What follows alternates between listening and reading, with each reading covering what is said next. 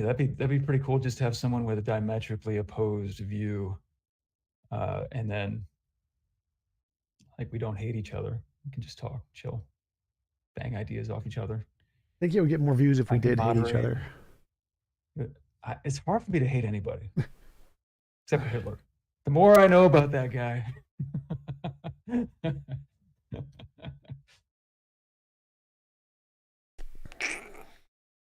more I just don't like him. All right, I think we're live. We should be live, unless there was another technical issue in addition to my camera not working on Whereby. I always see that we're live for like 15 seconds before you tell me I'm live anyway, so I try to be careful. I pick my nose 20 seconds prior. All right. Yes, we are live. So, MJ, thanks for coming on. Appreciate you taking the time to have a conversation with me. Would you mind telling us a little bit about yourself before we get started? A little about myself. Wow. I wasn't even prepared to go there. I am really boring. I try to be funny. You said I was funny in the email, which was actually encouraging. That makes 2 people that ever told me that. That's good. I like that. I try to do the best with what I have, with what I've read. That's about it. I run a YouTube channel called Democracy the Dead. It's just a political idiom for tradition. I think I got that from Chesterton. And, just react to stuff, argue for stuff, admit I'm wrong all the time. That happens a lot more after I'm married, but I just like talking about, I think I got into philosophy when did I get into philosophy? I think like the late 90s. And then I found out a couple times that I was doing it wrong. Like 5 or 6, 7 years. And I'm like, oh no, I don't think I'm doing this right. I'm just reading history of philosophy. I'm not understanding like what's going on when they're actually doing it. It's not cool. Got sidetracked with literature a lot. I don't know. Joined the military 2010. Am I going on too long? That's fine. Okay. Take as much time as you need. Got it on 2016. Started my channel in 2018, I think, 19. Oh, got a bachelor's and master's degree in philosophy. That's probably important. Took a couple classes under Craig. That was pretty cool.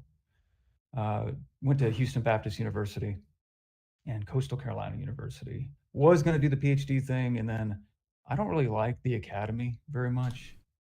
I feel like just the strictures that they have in different departments I feel like it ties me down at what I want to do.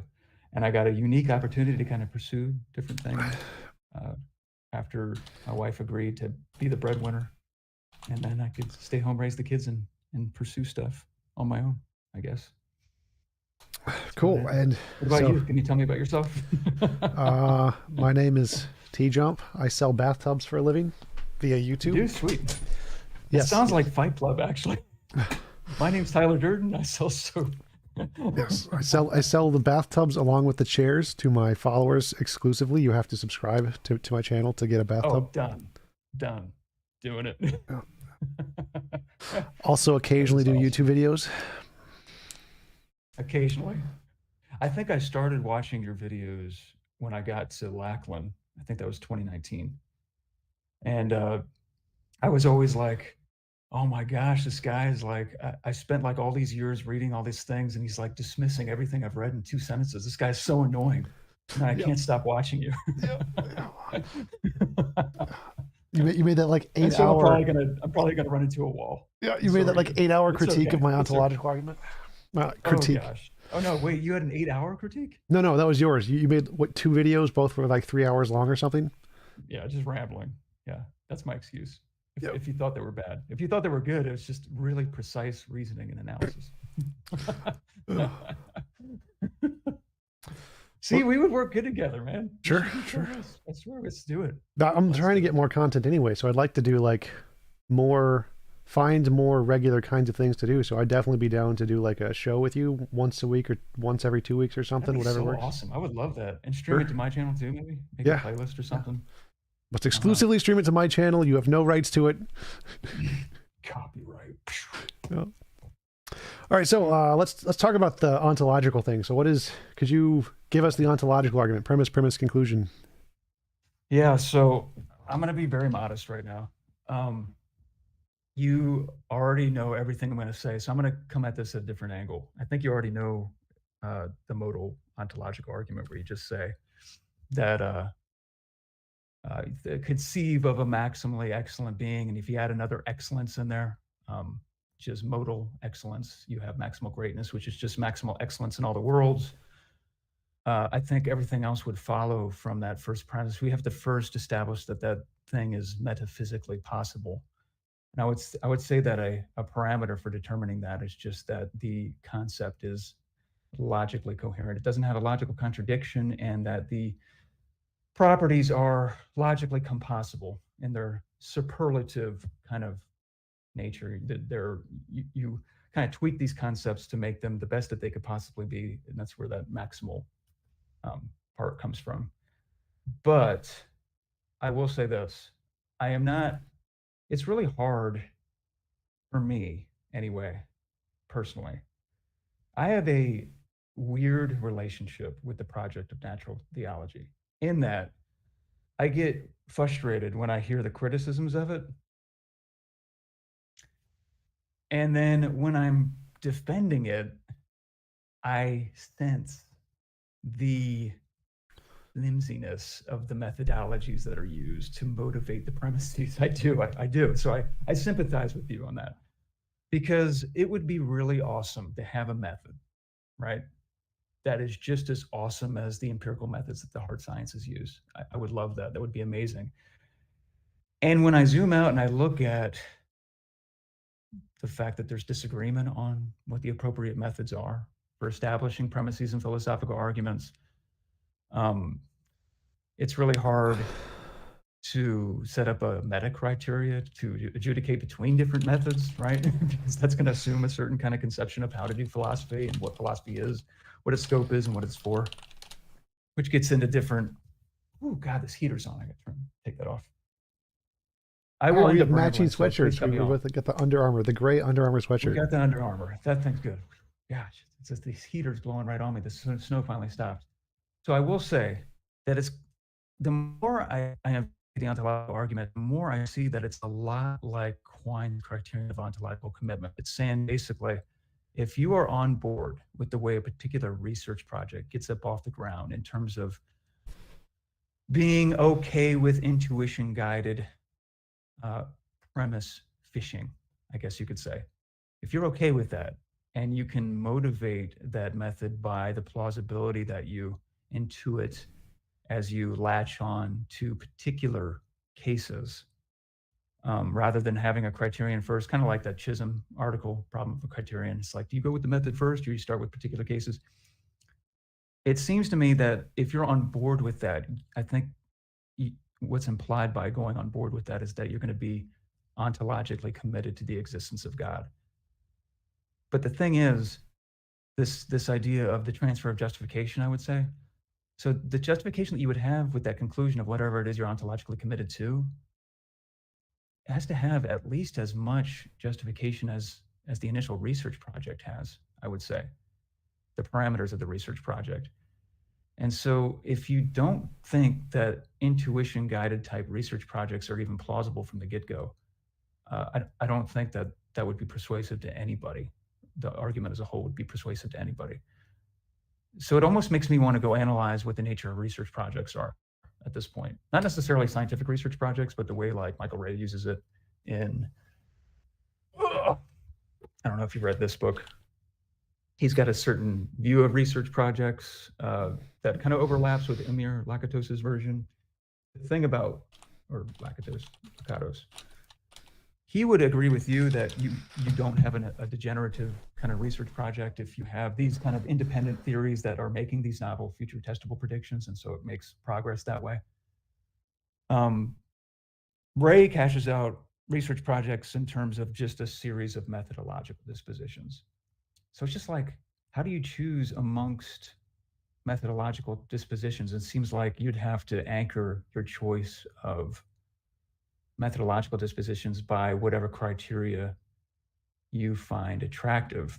There's another book, and again, cut me off whenever you want. Well, sure, yeah, we can pause there. So yeah, the original methodology problem isn't really what I think is the biggest problem with the ontological argument. I'd say, like, let's grant that and say, if you think the ontological argument is a good way to justify the existence of stuff, then it leads to the conclusion that there's essentially infinitely many things that exist other than a god. So the ontological argument says essentially anything that is coherent and has some essence of greatness to it must exist, which means the pizza argument works just fine. Obviously, it wouldn't be literally a physical pizza. It would be the essence of a pizza.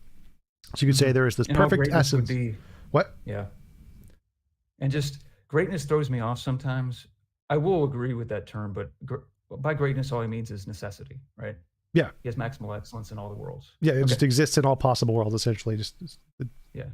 So you can say there's this property that is this object exists in all possible worlds, and we give that property the name greatness or something like that. And so if there is this property, which I would say you first need to give evidence that there is such a property, not just say it's logically possible. Even if we just grant if we just grant that, we could say that everything could have this property. It could be the essence of pizza, like not just a physical pizza, but like the property of what makes a pizza, the principle of pizza. I got you. You're losing me just a little bit. Can I ask a quick question? Sure. On that, when you say evidence for a property, what do you mean by that? So the property of an object existing in all possible worlds, you have to show that that property is a true property, not just something we've made up in our heads. So, like mass, charge, spin, those are real properties that actually exist. Potato-ness, unicornness, not real properties that actually exist. We can make up properties and say they're possible, but if they are just in our imagination, it doesn't mean they're true. And then could I ask, were you in the middle of a thought? Can I keep asking questions? Yeah, it's fine. Because when I'm listening to your analysis of the ontological argument, it throws me off because I think we're coming at this problem from two different conceptual schemes. So I want to get on the same page as you, and I want to use the concepts the same way you are, so I can see the world the way you see it. And try to sympathize with this, because it's really hard to twist my mind in the way that you see the world, to be completely honest. And I want to be as sympathetic as possible here. When you say, or maybe my mind's already twisted, when you say that a property, would you make a distinction between an imaginary property and a property that exists in a possible world? Possible world? No. Yeah. Actual world, yes. Neither would I. Oh, say it again? Actual world, yes. Right. Yes. Perfect. Okay. So I feel like when I do agree that at the beginning stages of the argument, I'm conceiving of a concept.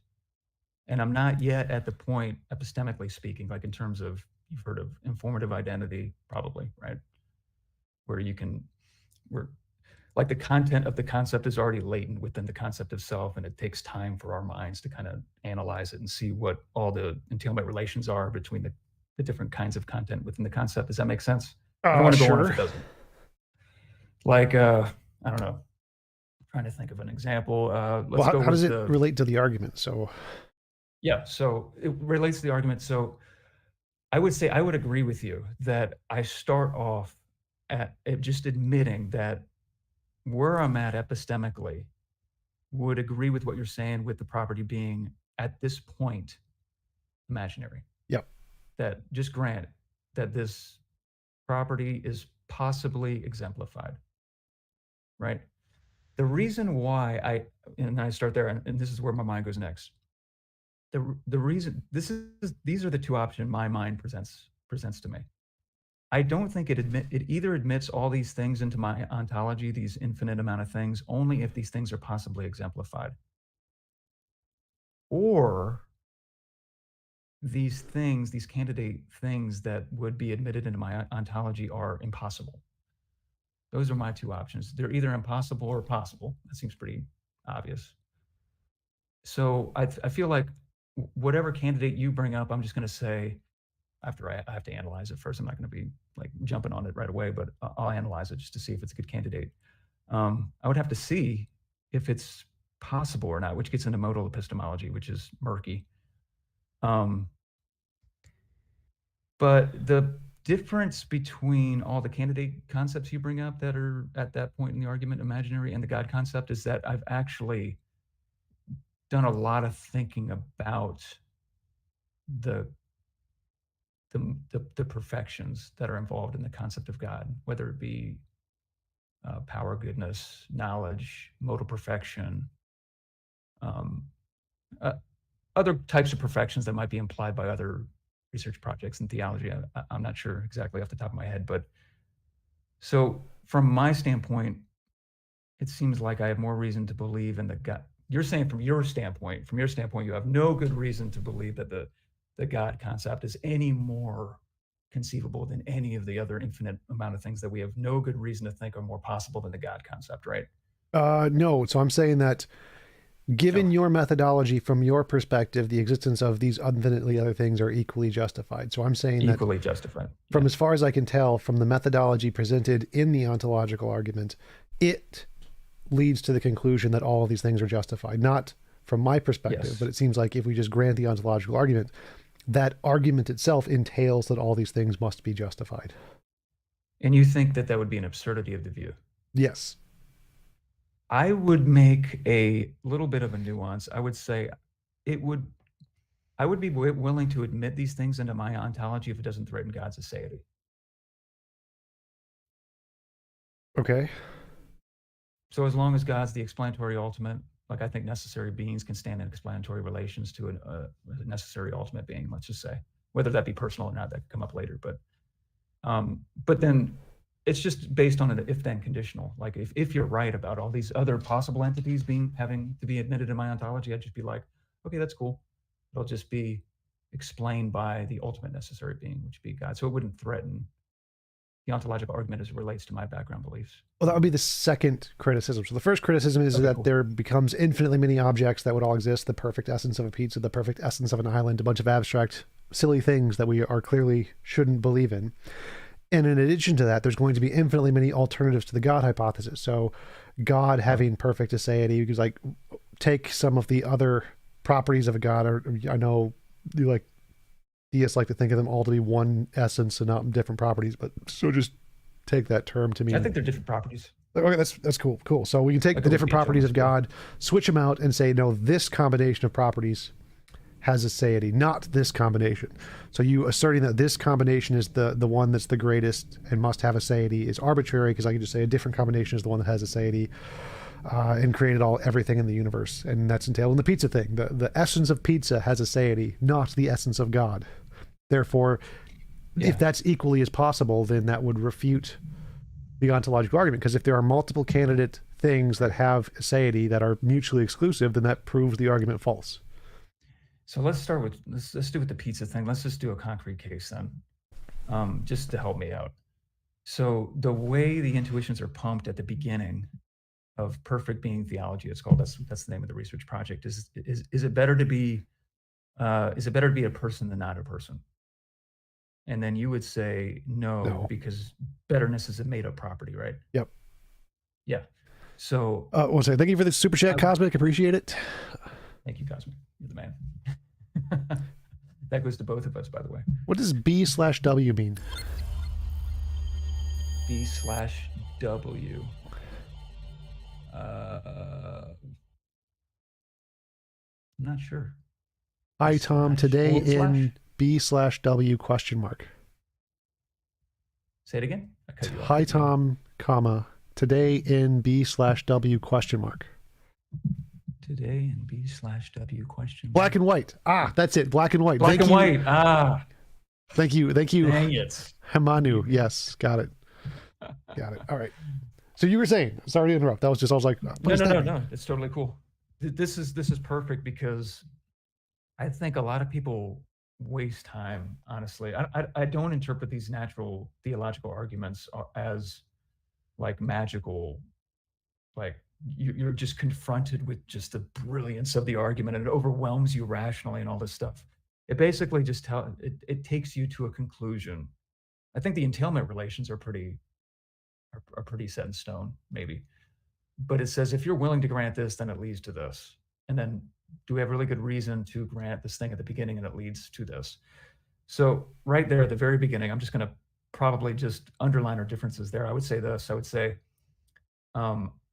it seems to me more like, and this is this methodology is in, there's a really good book. It's called The Cambridge Companion to Philosophical Methodology. There's a bunch of different methods that are discussed in there. And one of the methods that's discussed is by a guy named Nicholas Rescher, and it's called aporia. I don't know if you've heard of this word, aporia. Yes. It's from Aristotle. Okay, cool. And what it basically does is it's an appeal to intuitions.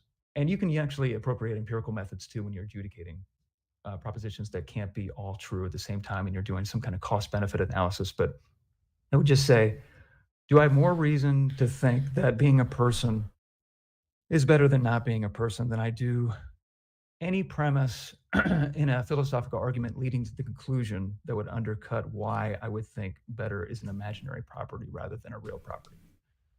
And you might have a good argument for that, by the way. Just to make an analogy, Louise Anthony has like arguments like this. She's a moral realist, atheist. And this is an approach that's done by like David Enoch and Schaefer Landau and David Parfit and all these. Willenberg does this too. They say you mentioned that you have more reasons to believe that being a person is better than not being a person, and you didn't list the reasons. So you'd have to give what are the reasons, and if your only reason is you intuitively feel that, well, that would definitely not be a reason to think it is more the case than not the case, because the argument against that, the defeater, is evolution caused you to feel that, therefore it's not true, which is a good defeater for any of those intuition-based beliefs. Now, so just one at a time, there is no reason, I would say. I think intuition is itself an intellectual seeming. There's different dispositions to believe. Timothy Williamson says this. If I have a reason to prefer my intuitions, I think that would make the research program ultimately intuition guided. And so someone who does not believe that research programs ought to be governed by intuitions primarily, and the intuitions that are shared by the members of that research program are going to be kind of edged out. So I don't have an answer to that. I don't think there are reasons. I'm saying if you don't share my intuition that persons are better than non-persons, it's kind of a non-starter, and you are totally open to that. The next step is, okay, well then what reliability does that method have? Because you can just reject my intuitions and go about your day, and what makes you think you've laid claim on any kind of aspect of reality? This is, unless you had something to add, I was going to take a little bit of a sidebar. Okay. What my mind does to get around that, unless you got something. Sure, go ahead. Because I literally don't know what I could say in response to that. I look at a person and I look at a rock, and it just seems to me better that a person with the rich imaginative life that comes with being a person, experiences of love and pleasure. And, you could go down the list of what are all the awesome things of being a person, which for every mountain, there's a valley. You're going to suffer a lot of pain. You've suffered from depression. I think you remember bringing it up, which sucks. I have to. But rock just has no mental life, and it seems to me to be better. And then if you back up and you say, okay, well, what's the reason for the reliability of this deliverance of your intuition? I don't have any. It's just completely. I look at the case like Chisholm does with particular cases, and I just say, when I look at the case, it just seems to me intuitive that that's the case, and I have more reason to think that that's the case, that the deliverance of the intuition is the way the intuition is presenting it to me, than I would for whatever it is you said about evolution, which I would like to explore with you, because I think that's important, because you were saying that the evolutionary story would undermine the reliability of the intuition and make it about survival or reproductive fitness rather than about truth or something, maybe. Yeah. So I'd say that the evolution acts as a defeater in that we all have more reason to believe that those sensations, that a brick is not as good as a pizza with toppings on it. Like if we had the two, I get a feeling that the sausage and pepperoni pizza is better than the brick. But that's just a feeling because I like pizza. So it is not that there's objectively a truth value there to one is greater in the universe than another. It's just evolution has caused me to like this combination of properties more than this combination of properties. And that seems to defeat the conclusion that our sensation that people are better than non-people corresponds to anything outside of our imagination, because it can clearly be fully explained by just something in our imagination due to evolution. Right. So with the evolutionary story, that I do believe, I don't really think I have a good reason to doubt what the experts are telling us in biology about evolution. It's the add-on that it's that there is nothing guiding the process, I think is the part that I would need to have a metaphysical discussion about. So I would say that with bringing in the evolution thing, I would agree that if it's unguided and it's within the ontological story of naturalism, and it would follow that, yeah, it's just primarily interested in reproductive fitness and preserving the species and all that stuff. And I think the Churchlands actually said that truth takes the hindmost. I think I would agree with that. But then I would say that because when I look at particular cases, like when I look out my window and I see a tree, when I think about morally relevant cases in terms of seeing a gruesome murder or a rape or something, I don't know. And it seems to me that these things are true. What that tells my mind is there's got to be something else going on that a naturalistic kind of version of the evolutionary story is telling me. So I could agree with what the biology, just strictly biology, is telling me. But it's the naturalistic add-on that I think that would be undercut by my seemings. That's about it. Okay, that seems like to me, when we look at the biological data and we look at all the scientific data, there's no evidence that indicates it's guided by anything. There's nothing in anywhere in science that indicates that. And so until you have more than just your seemings to indicate that's the case, then the conclusion that is justified is that that is not the case. See, this is another wall I run into. So there's this other issue in metaphilosophy. There's this issue that the metaphilosophers talk about. They talk about this thing called evidence neutrality. I'm not sure what to make of this, but there's certain views of this that seem persuasive to me. It seems to me that what you think is evidence is going to be influenced by what you think philosophy is. So depending on how you conceive of the philosophical project is going to depend on how you conceive of what evidence actually is. And I'm conceiving evidence differently than you. You conceive of evidence in terms of, does it adjudicate between imagination and reality in terms of future novel testable predictions? And I say my research project actually appropriates that. I have no problem with that. I would label myself a methodological particularist or a methodological pluralist. I would say, let's look at the domain we're studying, let's look at the subject matter that we're studying, and then tailor the method that's appropriate to the domain. And I think there's a lot to be said that for the view that there's been a lot of trespassing from pseudoscience and religion onto the domain that the hard sciences are meant to study. I agree with that. And the more that's pushed back against, the more it lends credence to an optimistic kind of induction that science is going to take care of everything, right? My research project conceives of that in terms of like an ice sculpture, because I think that there are different kinds of domains that are accessible to different kinds of methods.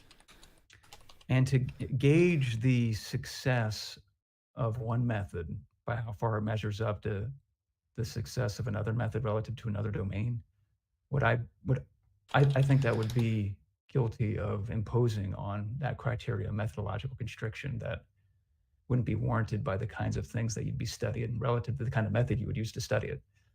That's me, something. Seemings are fine relative to some projects, but horrible. Like I wouldn't use my seemings when you look at the sky, it looks like the sun's going around the earth, right? It seems to me to be the case, and that all seemings are defeasible. They can be overturned by scientific progress. Awesome. I love the march of science. I love the progress of science. But I think that there are domains of study that are significantly not like that. They're not making claims about the natural world. They're making claims about something that's not a part of the natural world. And so the methods that are appropriate for that domain seem to me to be appropriate, not empirical methods for non-natural domains. Sure, I hear that a lot. The fact that the methodology I'm choosing wouldn't apply to this field, this other field. But I think that evades the actual point, because the point here is that we have a method that successfully differentiates imagination from reality. That's science. Now, you present some other field that says, well, this can't be adjudicated by science. Well, okay, that's fine. But that's not evidence it's true. You still need to provide some other methodology that's equivalent to science, that to differentiate imagination from reality to show it's real.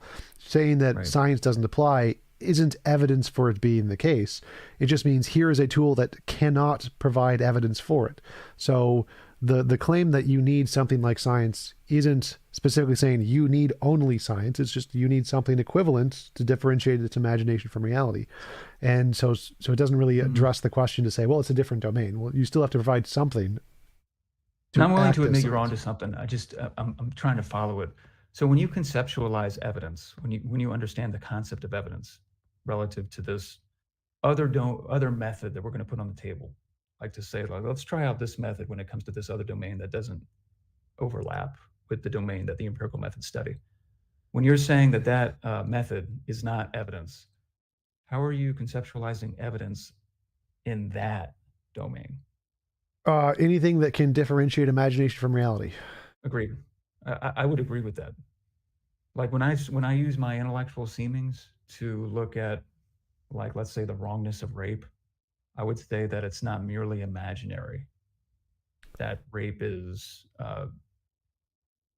wrong. But that wouldn't be evidence, that because that's the only way to verify that is through your seeming. So you would need to be able to test your seemings But you against see what he something. did. What? But see, this is, I see what you're doing. That's okay. I just can't. It seems like you're gauging the success of my candidate method by how it measures up to how your concept of evidence operates in the domain of the natural world and how your empirical methods operate in relation to the natural world. And I'm saying, no, it's a different method. So the criteria of success for my method is going to be different. But you're saying, it seems like you're disqualifying my method because it's not measuring up to how the method of the sciences succeed. Well, so So it's it's hard that, for me to.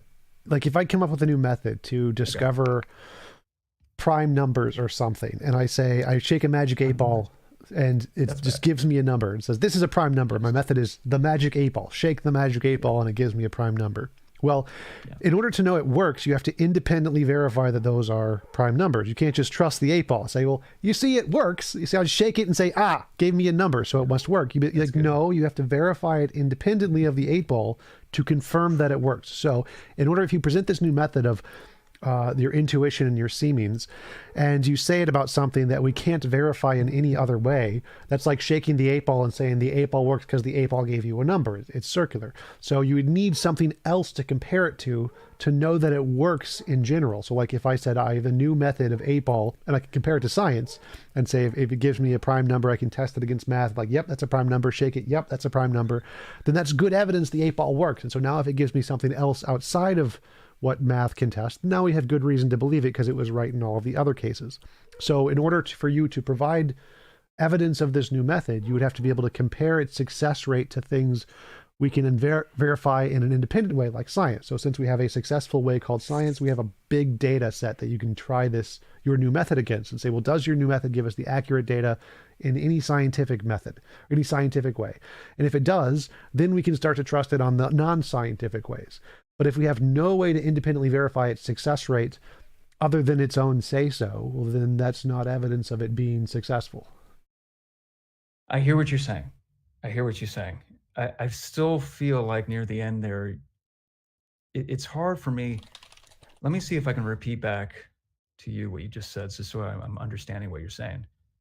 Here we have this thing called intuition, which could be Beeler's intellectual seemings, dispositions to believe, Williamson, whatever.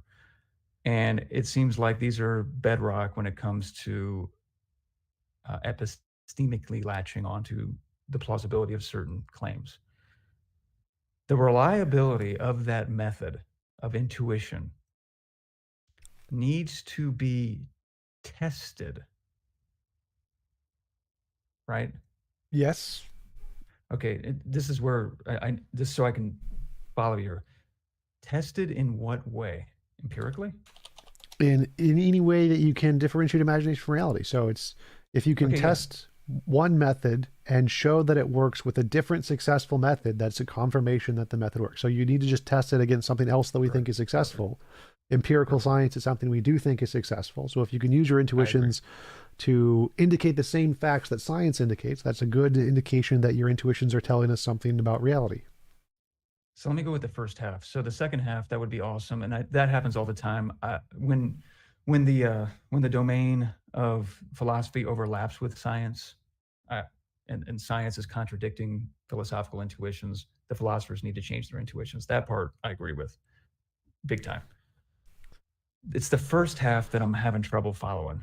So I go to test the intuition, and I either test it by how far it measures up to empirical methods, or I have to somehow demonstrate how that intuition distinguishes imagination from reality. Am I right so far? Yeah, you just have to like create a new method that is equivalent to science in that it can do that. Yes. Okay, let me analyze that then. When you say a method equivalent to science, you mean a method equivalent to science in the sense that both methods distinguish imagination from reality. Yes. Doesn't need to be with novel Okay. predictions. It doesn't need to be empirical in Doesn't any need way. It can do that. It just needs to be doesn't need to equivalent be in that one empirical. sense. So, I've read a lot of Beeler, I've read a lot of Williamson, I've read a lot of the intuitionists, Michael Huemer, all these people. It seems, see, there it is again. It seems to me that the project of intuition guided projects, it's really hard for me, because I think it's worthwhile to see where you're pointing this research program. It's hard for me to even conceive, let alone imagine, what it would look like to come up with a comparative, a another criteria of success that we could appeal to in order to measure the reliability of the intuitions. It doesn't seem to me that intuition guided projects should be conceptualized that way. So then now the burden, I'm just exploring this out loud. The burden is on me now to demonstrate to you not only why I don't need whatever criteria of success that you A way to are differentiate asking imagination from for. reality. Why we do not Yeah. need a way to do that. So it seems to me that the Chisholm thing comes up to me again. So it seems to me you're wanting a criteria first to gauge whether or not the particulars that I appeal to satisfy that criteria. And it seems to me that intuition guided research projects start with the particulars. And so the question at the threshold is almost like I trip over the starting line almost, so to speak. I I would can't say not get quite. there. So I would say Okay. that we know for a fact seemings are wrong a lot. They go against science. They get the wrong answer all the time. Correct. So we have good reason to trust they don't correspond to reality at all in any Right. context ever. So even if you propose a new domain of reality, the likelihood that our intuitions can correspond to that new domain is equally as bad as the fact they can correspond to this domain. There's no reason to think they are more likely to correspond to that other domain than they do the scientific domain. And so simply saying that it's a different domain doesn't provide any evidence of that. Okay, let me try to explore that then. This is a good argument. So you're saying that, so just go a step at a time, the seemings have been wrong every single time. Lots of Is that what you times, not said? every time. What? They're right Okay. sometimes. People get lucky. People get lucky, right? Fallibilism kind of thing. But with regard to high level theoretical physics, seemings are worthless. We could agree there, right? Unless you're talking about the seemings of the things in the lab or whatever. I don't know.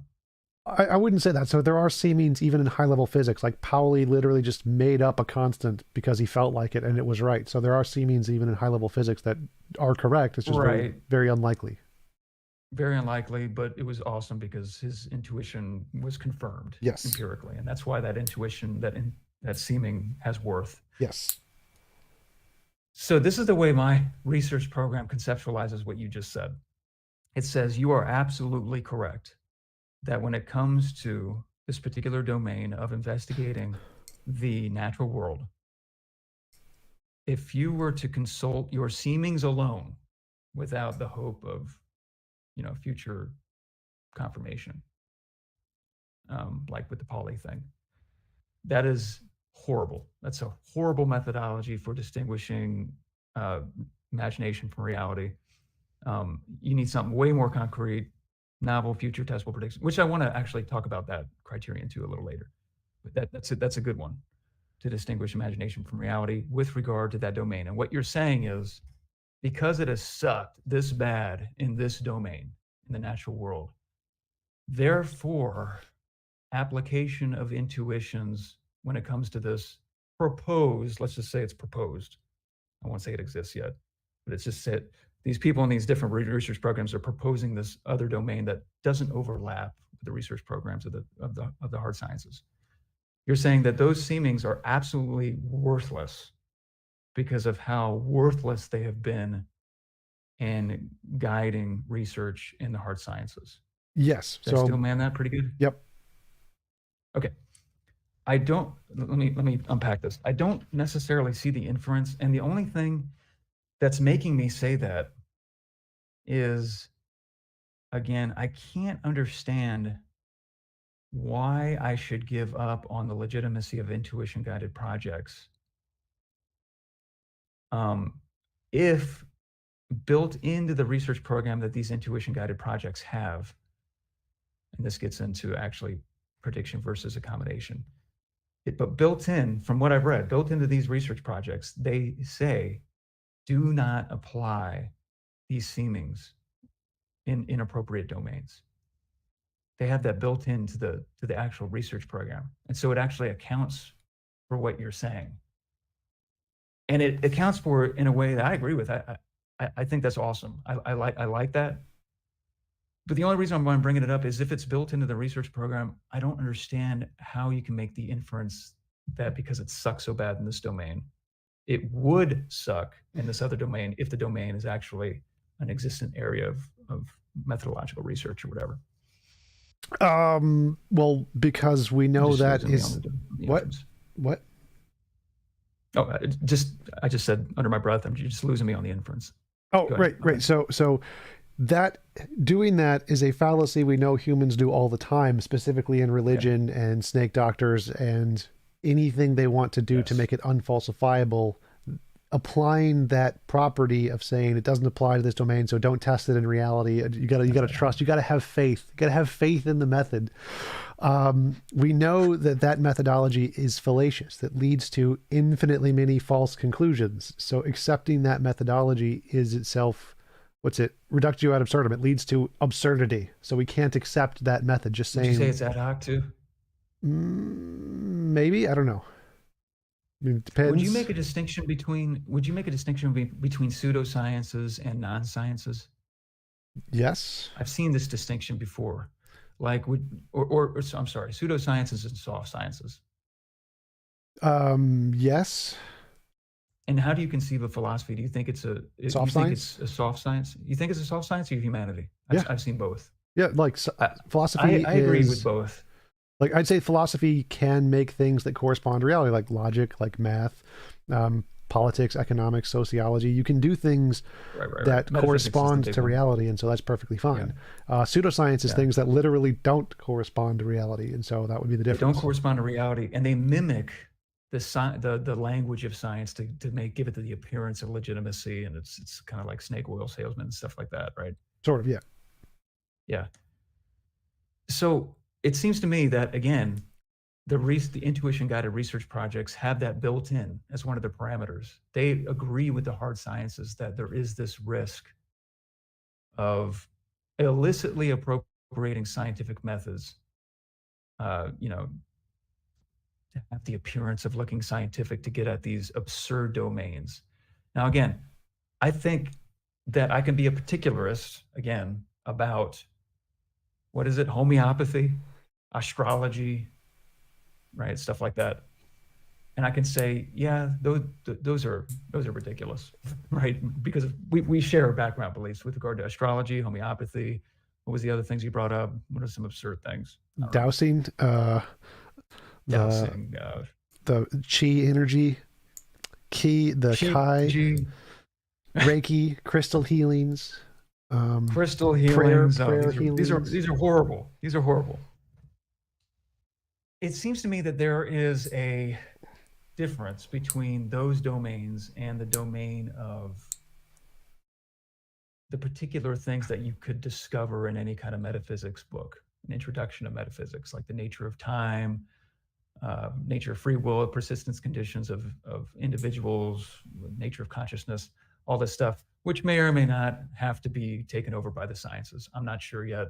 I think that philosophy of mind needs to take it easy a little bit. I think there needs to be a little more deference to science in those areas. But um, it seems to me that there is a distinction between those domains and the prima facie kind of legitimacy that they have as compared to homeopathy and all those other things that we listed. And so if I have intuition guidance with regard to the ones that seem to me legitimate, as opposed to these other things that you were trying to compare those domains with, I don't know if I could convince you that they're not just like those domains, but I could like reassure you in a kind of meta way that we're aware of how absurd those are, and we think that intuition guided research projects with regard to homeopathy are a waste of time. Well, yeah, I mean, there's It seems definitely good. a difference there. One is that, like in metaphysics, they're trying to explain why they think the stuff we see is happening, whereas astrology, they're trying to explain it and then do things in the world with it. So the difference there is that the philosophers in metaphysics admit they have no idea what they're talking about. They're just making stuff up. We don't know. This is what we think it is. And they all think different things. They don't all agree on anything. They're all like, this, no, Maybe. this, no, this. Yeah. And so they're essentially just making up what they Yeah. think possible explanations are. And there isn't any evidence for any of those. You couldn't be like, I like this one better because of this. Like, no, it's just made up. Science will tell you the answer. You don't get to make up a better answer because you think of it. And so that would be the difference, is that like astrology, you could say, if they were trying to explain something but didn't actually make predictions which were testable and weren't literally self-contradictory, then they could be a legitimate metaphysics too. They could say, I think it's caused by Zeus. Zeus does time. Zeus is the time thing. And that would be equally as legitimate as most metaphysics of time, from my perspective. How dare you?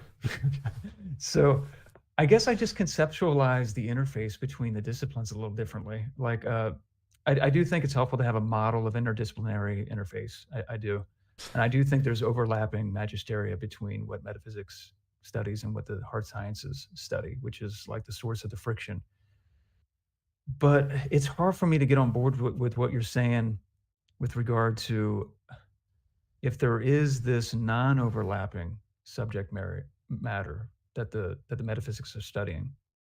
I don't see how I can gauge the success of the methods that are appropriate for that, not only the non-overlapping part, but at the different aspects of the overlapping part, even though there are conflicts.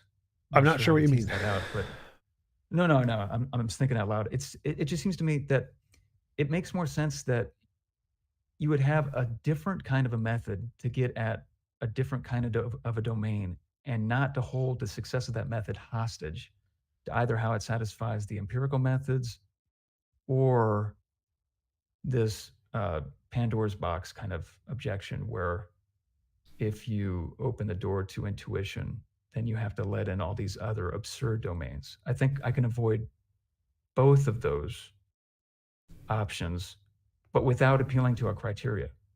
It just, this is the thing, like, it How? just seems to me that the whole project, by the method of cases almost, it's just like bring up a case, and I'm not trying to give an argument for the reliability of intuition. I'm just literally just saying, let's look at a case and tell me how your intuitions are exercised by looking at the case. And this is not a case that should be taken over by empirical methods. This is a case that does not overlap with what those methods can study. And it seems to me that it's an extra weird kind of Zeno type objection, like, but with emotion, like you have all these objections from Zeno about the impossibility of motion, but we're moving. It just seems to me I have more reason to think that these cases that I meditate on and the intuitions I use to study the cases that don't overlap with what the empirical methods study are legitimate, as opposed to homeopathy and all that stuff. A new audio device was added. Matt's new earbuds, Bluetooth. later. Sorry, I just had to pop up. My bad. That was a part of your philosophical argument. The No, Bluetooth, it was trying to override my microphone. But let me pick up on that for a minute. So I want to. So it would be like, to me, if homeopathy changed slightly. So homeopathy said, you know what, we agree, homeopathy doesn't really work in the scientific realm, but we're going to make up this new spiritual realm. In the spiritual realm, homeopathy does amazing, perfect. It cures all of your key energies. Now, of course, you can't measure this scientifically, but it's a different realm. It's a totally different realm that is totally reliable. So we just look at these particular cases, like this particular case where this one person did homeopathy and their life was just so much better. Therefore, we should totally trust homeopathy works in this completely new ontology of the spiritual key realm, because that's to me is synonymous to what you're saying. You have this methodology which we know fails consistently in the real world. And you're saying, okay, I'm going to make up an entirely new world where it works, and it works really well, and we should trust it. And the reason we should trust it is because there are these particular examples that I feel it worked for the reasons I think it worked. No, I see what you're saying. I wouldn't call it a different world, though. I would call it a different aspect of the same world. Those would be synonymous. So in different ontologies, synonymous, right? Would make a difference to the argument. I see what you're saying. I think it depends on the relevant similarity between this homeopathy domain and the domains of metaphysics. So I don't see what the relevant similarity... One sec. I need to clarify, because it doesn't seem to me it matters what the difference between the domain is. I can make up whatever domain I want, top, down, left, right. It's just making up a new dimension. It doesn't matter what dimension you make up. It doesn't become more plausible if you change the dimension. I don't see why changing the qualities of the dimension make your methodology any more plausible. Like, if I change the homeopathy dimension to a different dimension, is it better now? Well, no, it doesn't matter what dimension I change it to. It's still going to be equally as bad. I'm more interested in why we both agree that the homeopathy dimension is bad. And I'm really interested in why I can't go on board with, is that my boss, my wife? Sorry. Why I can't go on board with thinking that the homeopathy dimension is just like the domains of the metaphysics that professional philosophers utilize or study, sorry. So I'm agreeing with you that the homeopathy domain is absurd, and that if they were to make up a method to study that domain, an intuition-guided research project to study the homeopathy domain, first I would need to see the details of that, but it seems to me that that would be absurd. And you're saying that that is absurd in the same way that my project is absurd with perfect being theology. Yes. Okay. It's because I'm trying to tie it back to the ontological argument. So this is what I would say with that. What if we stay imaginary just for a second at this stage of the argument? Let's just stay imaginary. Let's make the better property imaginary. Is that possible? Can we do that? Sure. Like, can we agree on what better might mean? Sure, we can make up any imaginary definition you want. Let's make one up and agree on it. Sure. So let's do it. Like, what do you like when you see when I say something like a human is better than a rock? What do you think I mean by it? Let's make something up real quick. Has more qualities. I know it sounds like a waste of time, but I'm going somewhere with this. I promise. It has more qualities you like. Well, that was kind of bad. Yes, I like those properties because typically the way these perfect being theologians will cash out the betterness would be in terms of intrinsic betterness. So it's like it wouldn't have any extrinsic relationship to what I would like or not. It would just be in itself good or better or bad. Now, from your perspective, even intrinsic qualities are imaginary, correct? Yes. Moral intrinsic qualities are imaginary, right? Sure. Maybe, even though you agree there's the best possible world. At least I'm trying to just go along with the argument here, trying to get we're going to make up a definition of better we can agree to. So better, let's agree that better is cashed out in terms of intrinsic betterness. Okay, so there's an intrinsic betterness property, right? Okay, let me clear that up too. And I'm sorry to be pedantic and nitpicky. I really apologize. I love you. I don't mean to do this. My mind is annoying. We're not talking about the existence of a property, right? Because I don't agree with the properties existing. I'm a nominalist. Okay, so what do you mean when you say something is better and it's not a property of the thing? How can it? be better and not be a property of the thing? Perfect. So there's a huge debate. I'm going to be very, very quick on that. So there's a debate between those people that think that ontology implies truth or truth implies ontology. Okay. So if you say it's true that a certain thing is the case, and the reference of the thing, the word, is an actual property, that the property needs to exist in order for the statement to be true. That's a position. I think Quine actually held that. There's another position where what they do is, if you go to like quantified modal logic or quantified kinds of logic or whatever, where you have to quantify over terms and you have a value and it's bound by the quantifier variable and all this stuff. You can have different interpretations of the quantifier, right? You can just say, there's deflationist theories. You can just say, I'm going to deflate the quantifier and just say, in order for the statement to be true, it doesn't need to have to quantify over existing objects for it to be true. And I think Jody Azuni does this, and it's called a book called Deflating Existential Consequence. Not important. All that's important is that there are views out there where it just says you can have true statements and they don't necessarily have to ontologically commit themselves to what their terms quantify over or the reference of their singular terms. They don't need to actually refer to existing things. Okay, so what does it mean And for this is what the something? anti-Platonists do. What would it mean for something to be better if it doesn't refer to a property of the thing? So you just have to come up with a successful paraphrase. So just say, it's better. A way to say that it's better is just to say it exemplifies the property of betterness, but then you just apply a paraphrase of that, which just says, well, you just said property, you saying, said not a property. So it's not a property. So there's no, here's the thing. nothing in that thing is intrinsically better than that thing. But that is still false. That's I'm saying it wrong. It's my fault. It's my fault. You can still make objective truth claims about the betterness relation in terms of the intrinsic stuff. You can say true things about that betterness relation without ontologically committing yourself to the existence of properties.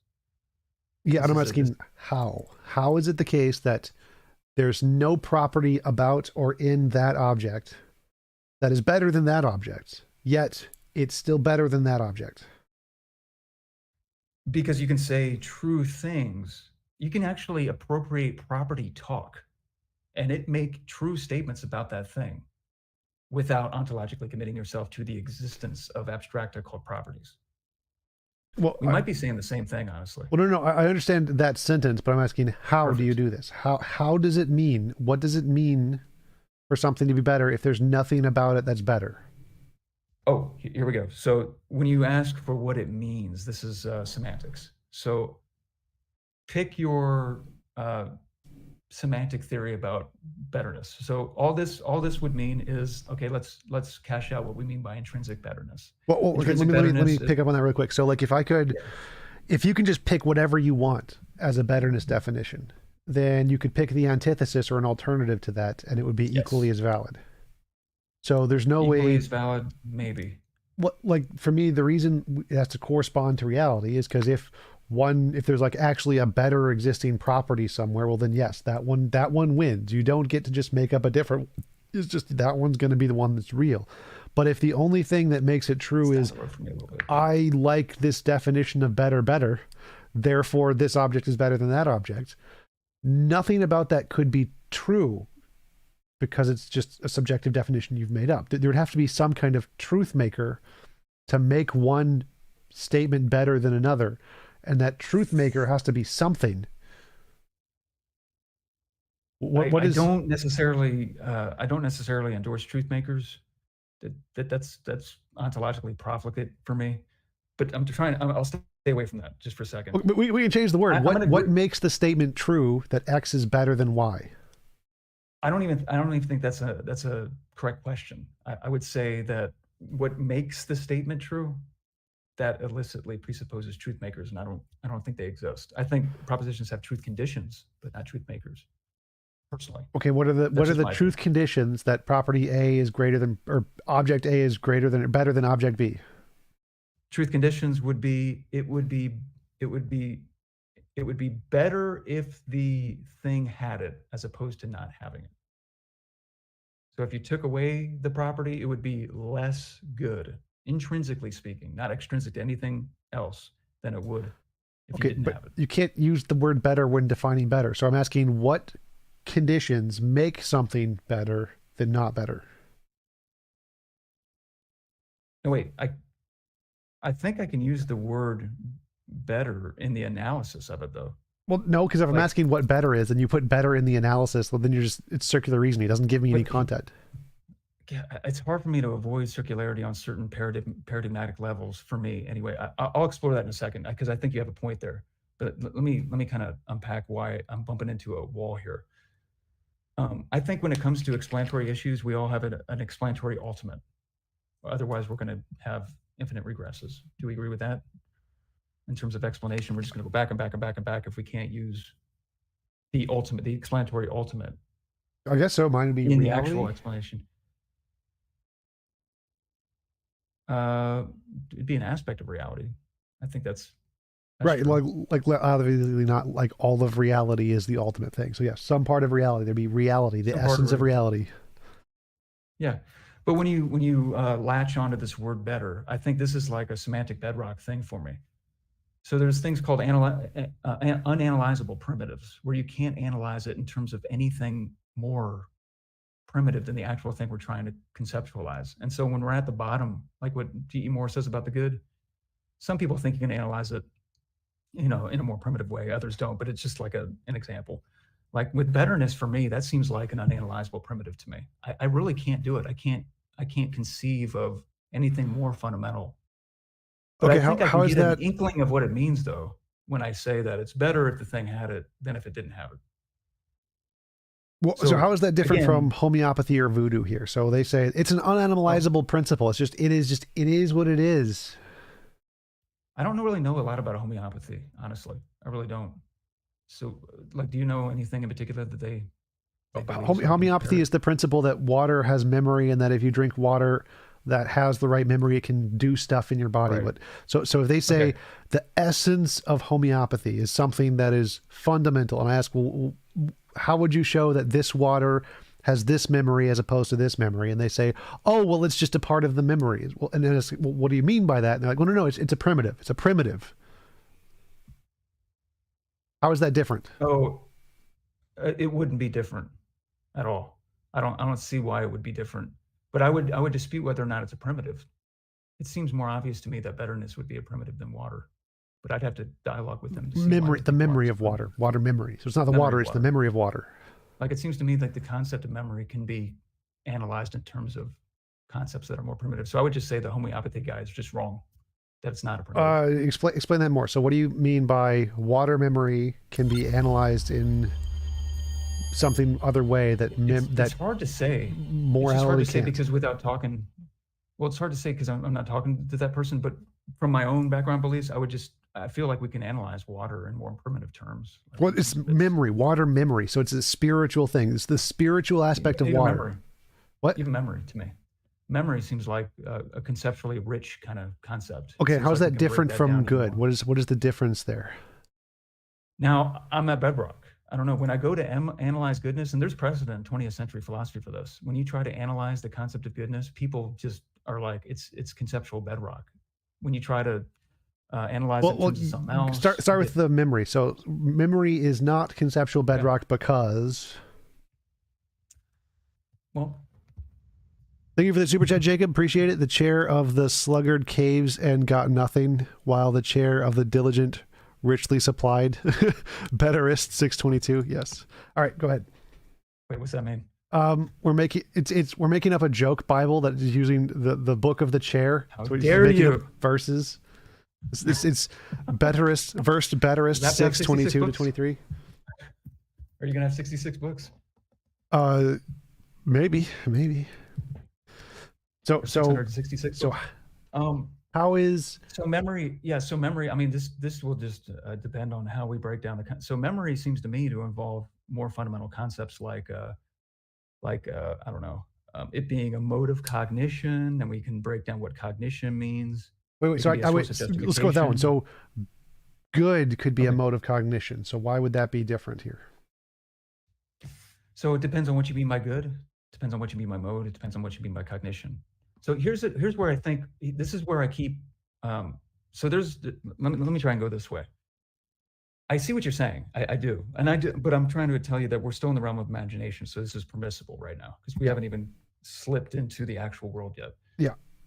I'm saying that there in the even in imagination, what we can do is fix the reference of our words. We can say, what do you mean by that word? Sure. And I can say, here's what I mean by the word. And now I've fixed the sense of it. I've like, I think we both agree that words evolve, the meaning of words evolved. And you'd have to go to the person and say, well, what do you mean by, well, let's take atheism. Like, what do you mean by atheism? What I mean by atheism is just what the majority of people call atheists and ACA and Dawkins and Harris. And I think you were saying that for a little while. And then you go to like William Rowe or Paul Draper, what do you mean by atheism? The SCP definition. And so they're fixing the sense of an identical word, right? And once that sent for me, this is intuitive to me. It seems like once you fix the sense of that word relative to the way you fix that sense, that's what that word means. And we should go with the way that meaning was fixed by the person that's wielding the word or whatever. So I'd have to ask, what do you mean when you specify to me what you mean by mode, what you mean by cognition, and what you mean by memory? Or I guess I was breaking down memory in terms of those concepts. Right. It Right. seems So, like we so can fix on a pretty objective. water memory is that it saves some property of a previous state and imparts that property onto whatever it is in now, essentially. That's what we just call that memory. Okay. So all those concepts, so previous state, past, present state, those also seem to be concepts that aren't primitive. I think I could break all those down a little more. Goodness is one of those. We're just describing what the water memory does. The water memory is the essence of water, and the essence of water is the primitive. And what it does is that it takes properties of a previous state and transfers it to a future state. So I would go up to the homeopathy guy and disagree. I would say the essence of water being memory is not primitive. Here's why. Why? And then we would dialogue back and forth. Well, that's what I'm asking. Why? Because my plan is I'm going to mirror what you say and show it's equally the same as better. Perfect. So this is where I'm going with this. So let's go with the mode of cognition thing. Memory isn't an unanalyzable primitive because I can analyze it in terms of modes of cognition, because there's other modes of cognition. There's Wait, go back. So the word memory just refers to what we're labeling the essence of water. The essence of water, the magical spiritual essence of water is what we're talking about here. So you need to analyze the magical spiritual essence of water, which we call memory. It's not literally a mental state. It's not a mental state. We just call it memory because it does stuff. Perfect. So then I would go, what do you mean by water? What do I mean by water? It's a primitive. The essence of water is a primitive. It's a primitive. So you don't mean the liquid stuff that scientists study? Nope, that's just an expression of the essence of water. That's an expression of the essence of water. If what you mean by water is this, what was your exact words? If what you mean by water is the spiritual essence that transits previous states to current states. And all of those string of words, you don't analyze those in any other way? Well, some of them do, because I described what it is and then what it does. So the what it does part you analyze in different ways. Those are all words that can be broken down into other more primitive things. But the what it is statement, though, the spiritual essence of water, no, those are all primitives. So except because the water there refers to its expression in reality, which can be broken down, but the spiritual essence, that which is inside of those things, can't be. So when I say that the concept of goodness is a unanalyzable primitive, I'm talking about the concept of goodness, not the thing that exists in the world that the sciences could study or anything like that. So is this essence of water, memory, or whatever, is that a concept of water? Yes. So we're talking about the concept, the spiritual essence of water is a concept. Right. So let me go a step at a time. So does that concept have content? No, it's purely a primitive. So I would say goodness has content, and content. Okay, but little change that. Yes, it has content. What's the content? I want you to mirror it perfectly. Right. Mirror it perfectly. So the content of the concept of water is its essence, memory, whatever. What is the content of goodness here, so I can follow along? Well, so I can give you the meaning of goodness, but if I try to like in terms of like that's good in terms of particular cases, but when I go to analyze the concept of goodness, I can't analyze it without using the word good again. Right. So I'd say the same thing about water. The water, I can give you particular molecules of water, but if I try to analyze the concept of the essence of water, you're just going to get more essence of water words. You're losing me just a tad, right? Because I thought we were identifying water not with the liquid in the world, but with this essence of memory or something. So there's this thing, the essence memory, which then exists within the water we see. So that's just the place it resides, which is why we call it water memory. It's doing things that the concept of goodness, I'm having trouble with the mirroring thing. It's doing something that the goodness concept isn't doing. I see what you're doing with the mirroring thing. If the water thing sounds absurd, then so does the goodness one. I get what you're doing. Yeah.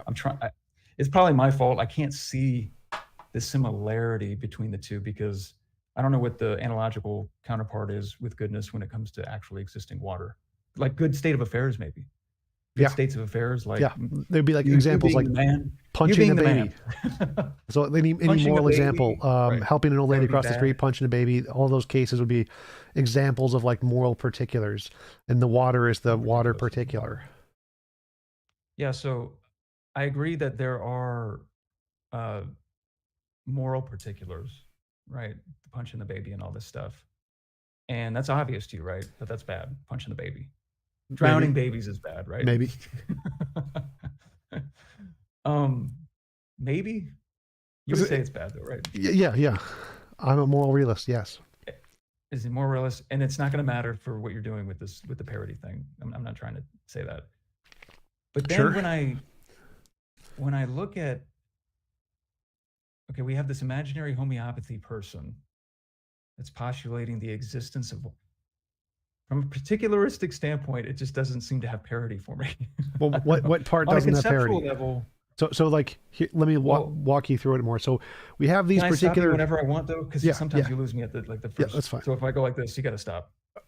Say stop or just something. For our both sake, or stop. Okay. Because I'm only half looking at the screen, but so there's a particular thing we see. Like we see babies drowning, we get the sensation of badness or whatever. And there's a particular thing that the homeopathy person sees, which if they give homeopathic water to a person, they have some change in their life. And so these two events represent the existence of some further primitive concept. In morality, it's the case of this moral goodness stuff, the better stuff. And in the case of homeopathy, it's the case of this spiritual water stuff. Okay, spiritual water. So just to be clear, what we're putting on the table is that goodness is a unanalyzable primitive in the same way that spiritual memory is a conceptual primitive. So let's analyze that. Let's just, because I don't think Moore was just like, let's just call it a conceptual primitive. Like I think they actually had to analyze why it would be. So let's, I guess, explore. Would you want to explore that right now? Or yes, because my argument is that the assertion of betterness is just like the assertion of homeopathy, spiritual water, and they're both nonsense. Using this methodology, I agree with. I'm a moral realist, so I think there's a better methodology. But yes. So you do agree that there is a sense of that might sidetrack us. Actually, let me stay on point. I do want to come back to that though, because I think you agree with me that there is an objective, moral sense realist that we could. But you wouldn't say that goodness is a conceptual primitive? No. You would analyze goodness in terms of something else? Yeah, it's like literally a law of physics. So I'd say goodness refers to a physical thing. Oh, right, because you're a moral naturalist, right? Right. And then, so that actually is a part of the dialogue tree. Because there's that whole naturalistic fallacy thing, but I think that begs the question. That's a bad argument, but you wouldn't say that the law of nature is good? No. Well, would we evaluate it as good? No, I'd say it is the essence of good. Is could mean two things there, but that's a separate topic here. So irrelevant to my view of morality, we could say that using your methodology of saying betterness is a bedrock and the ontological argument framework would also lead to the absurdity, reductio ad absurdum, that homeopathy could use the exact same argument and be equally as justified as your position of goodness. Because it seems like they could do the same thing and say the essence of water is a bedrock that is unanalyzable. And you're saying, no, that is not like betterness. There's a difference here. What is the difference? It seems to me that they could both be, I guess I just have to talk to the homeopathy person, but I think it's kind of a harmless thesis to mirror me in this Well, way. it's a Because I reductio think ad there are other absurdum. things that are So like, if I your don't see, yeah, I methodology, see what you're saying, but yeah, so it's like, here's something we know for sure fails in the real world. Homeopathy definitely doesn't work. And definitely if doesn't work. I agree. your methodology of positing this new ontology and saying, in this new realm, my new posited ontology works just fine, even though it fails everywhere in scientific realm. And it's reasonable to accept this new ontology because it's stated about a different realm. Go ahead. You can just stop. You don't have to raise your hand. I'm in your house right now, man. um, so that lost me just a little bit because when you say fail in the real world, it loses me just a little bit because we both agreed that in the real world there are such things as good particulars, right? But you're talking about the I'm talking method. You're about talking the about methodology, the intuition methodology, right. using intuitions, not betterness itself. Like intuitions can be right, like Pauli and the mathematics, but intuitions are mostly wrong. So using intuitions as a basis to come into a Okay, justification. real quick. Go ahead. So I was willing. Let's stay in imagination. I want to stay in this imaginary world. I don't even want to get to reality yet. We were right. I was Is that just okay? addressing what you previously said. Like you weren't seeing the difference between homeopathy particular and things. betterment, or you weren't seeing the similarity. You weren't seeing how I was trying to parody the argument. And I guess what I'm saying is I'd be willing to listen to the homeopathy person and listen to how they're fixing the senses of their concepts. And okay. if they have unanalyzable primitives in some of the concepts that they use, okay. I don't know. I don't think that would for the parody to go through. I think where we need to go next is how they're fixing the senses of their words is going to overlap with being ontologically committed to something in the actual world. I don't know what that means. Well, the way I'm going to fix the concept of like perfection when it comes to like the concept of God, how, like if you ask me, we're in imagination right now, what do you mean by perfection? What are you talking about? Okay, let's not go to the real world yet. Sciences aren't going to help us here. Let's just stay in our imaginations. Imagination's awesome. I love imagination. Okay. There seems to me to be, and there it is again. There's intuitions. It's We're in fine. imagination, so it's okay. It seems to me that there are different kinds of perfections that something could have, such that if they didn't have it, it would be less perfect than it would be if they did have it. It just seems to me to be the case. Like a person's is better than a rock. Yeah. A conscious person's better than a non-conscious person in terms of that particular mode of cognition. It seems to me that a good person is better than an evil person. It seems to me that a powerful person is better than an impotent person. It seems to me that a person that knows more is better than a person that doesn't know more. It seems to me that a person that has these properties necessarily is better than a person that has these things contingently. There's the key thing. Now, here's the thing. This is not a proof. I agree with planning. It's not a proof. At the very least, I think it will get to rational acceptability, like what Plantinga says, nature of necessity. It's saying basically, this is why I compared it with this criterion of ontological commitment that Quine had. It didn't, that criterion didn't tell you what exists. It tells you what you're committed to if you hold on to particular scientific theories. Right. So I agree with all of that. None of that is addressing my criticism. So my criticism here is if we accept the methodology you're presenting, the methodology leads to absurdities like that homeopathy is equally as justified in everything you're saying. And so I want to pick something that is stupid and silly and that we can both accept as wrong. And if that thing is justified by your methodology, then we should both agree your methodology is garbage. So maybe. What, maybe? Did you say maybe? Well, I'm not prepared to give up the argument just yet. So there's one question. So if your methodology equally justified the reality of homeopathy.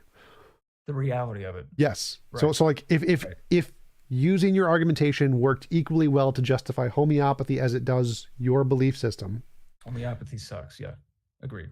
Then your methodology is bad because it shouldn't If be that able. method It should be able to correct. differentiate Correct. stupid things from not stupid things. Real things from not real things. Yeah. All not real things are stupid. Not all not real things are stupid, but Harry Potter is awesome. Shut up. Harry Potter's amazing. So, Sauron's awesome. But you agree with that part. If I can successfully show that your methodology can't differentiate ridiculous things from non-ridiculous things, then Yes. it's equally not a good methodology to accept because it would indicate that yours is probably one of the ridiculous things or could be one of the ridiculous things, and there's no way for you to tell the difference. And that's a good thing to say too, because empirically we do know homeopathy sucks. Yes. So if my method leads to some that the empirical methods have actually demonstrated to be not the case and stupid, yeah, that method would be stupid. Right. But all hangs on that conditional. Yes. Right. Everything hangs on that conditional. So at this point, we would just have to have a really pedantic conversation with our imaginary homeopathy person. So let's skip right to the interesting property, like the maximal greatness thing. Let me just see how my intuitions react to this real quick. So we agree, we're still in imagination. Right. And we're talking about the magical essence of water. Yep. Right. So we said magical, I gotta write this down, I keep forgetting it. And you're gonna say that this magical essence of water is good. Morally good. No. Right, to mirror it, because that's what I said about the perfect being. Right. Yeah, so I'm going to say that. I made it sound absurd. Well, because I'm trying to mirror goodness, so I'm trying to say something that isn't goodness can equally be justified as goodness. So it needs to be different. Yeah, it needs to be analogous, but not goodness. So it's not goodness. It's just it's water. It's not goodness. So I can't. That would help you because that sounds really weird. So the point here is that we can say this about any combination of made up properties, other than the ones you're positing, and have them be equally justified. So I can't use the ones you're positing like goodness. I have to use something else. Oh, okay. So, but the property has to sound retarded, right? Like snuffleupagus, the Cheeto-ness or whatever you were saying. Magical water spiritualness, yes. Magical water spiritualness. Now, I can tell a story about how I'm understanding the concept of goodness, and then when I ask you, what's this concept of what it was Cheeto-ness? Then you're going to have an explanation ready for me, right? You're going to say. Well, once I know so first I need to know what you think is a plausible explanation, what works as a justification. And then once I understand what works as a justification, I can make a mirror that seems to do the same thing. But right now, I don't think anything would work. So I have no idea what you think would work here. Let me try this, actually. Let me try this. Mirror this. Let me scroll down here because I was actually thinking about this. What is the symmetry breaker here? So would we agree that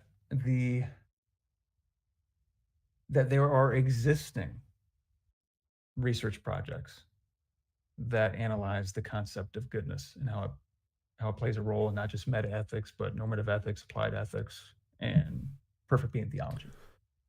Are there people who study it? Yes, just like homeopathy. Right, and the people that study it are members of a research program, right? Yes. Now you said there are people that are members of research programs that study homeopathy, right? Yes. And there's a Flat Earth Society, all that stuff. Yes. And what universities hire these people? What difference does that make? Okay, so this is a defeasible intuition. It seems to me that if a university dedicates a particular department to an area of study, it's lending it a certain degree of legitimacy that it wouldn't otherwise lend to. I love these faces; these are great. I like that. Theology is a thing taught in colleges. It is garbage. Well, it depends on the context, though, right? Like, so there is a theology department. Feminist gender studies is a thing taught in colleges. Critical race theory is a thing taught in colleges. Colleges are stupid. Art history, stupid. You're absolutely correct. You're totally correct. It depends on, like, for me, it depends on the context in which those departments are admitted into their curriculum. But I just want to clarify. So it seems like you're saying that the difference here between homeopathy I might be and giving it up. That's actually a good objection. okay, I might be giving that up. But just hear me out though. sure. Like, do you think that there is a distinction with a difference that can be made by intelligent men, like what Buckley says in his debate with Chomsky, between like the metaphysics department and what they do and the precedent that they have at the university in the Western world, and how what everyone admits to be pseudosciences, right?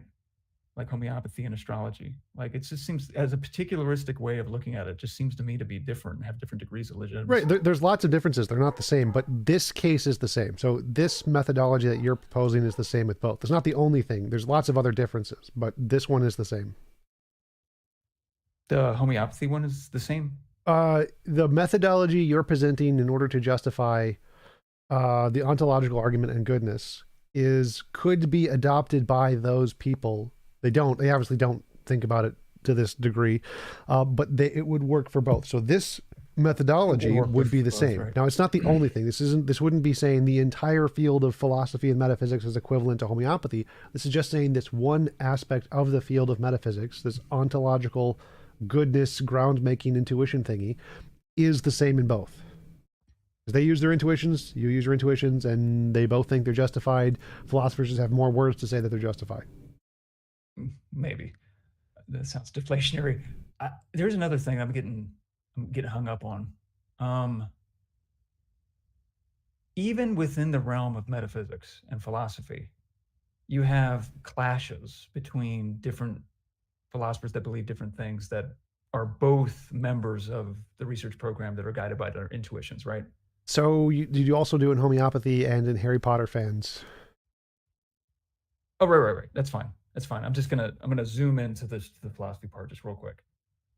Would you say it's impossible for the people just within that particular domain to have knowledge of anything because of the fact that their intuitions are clashing? Depends on how you define that they're studying. Depends on how you define knowledge. In that case, I would say that there is no way to adjudicate which one is right. They're all just making shit up.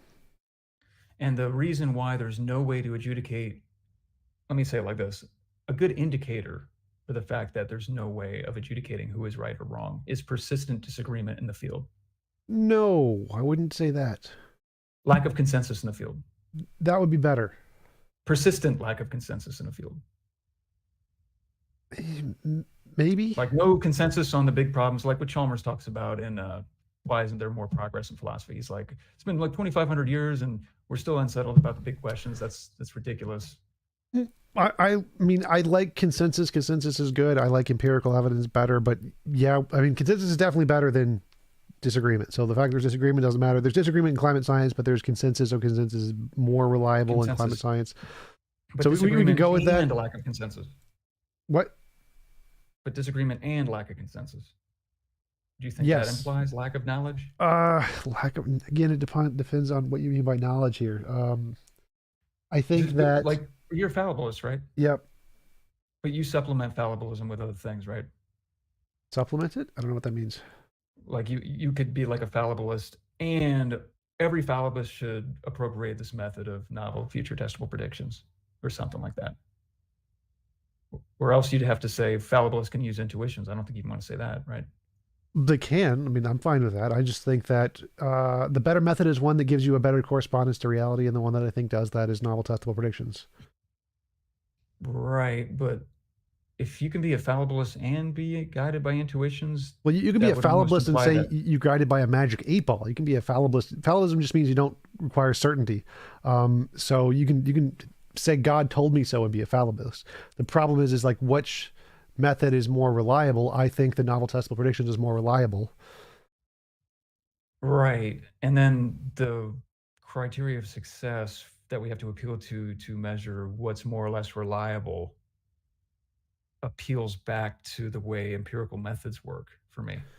Sort of. Yeah, I would say that I don't go that far down. I say that we all accept science works. So that we accept science works.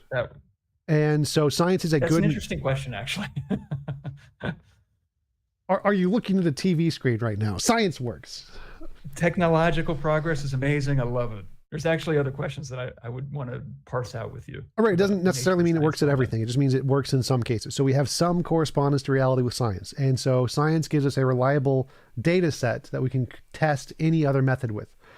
So if you want to propose any other method, you can say, well, if this method works, it should be able to get the same answers science does in some level of domain. Something about something. That's where I kind of, that's where it loses me just a little bit. I feel like you're holding these other methods, the success of these other methods, hostage to whether or not they meet the tribunal of the way the empirical methods are successful. And I don't see a reason to go along with that. Because you need other than the reductio that you provided. That might that's be a pretty good reason.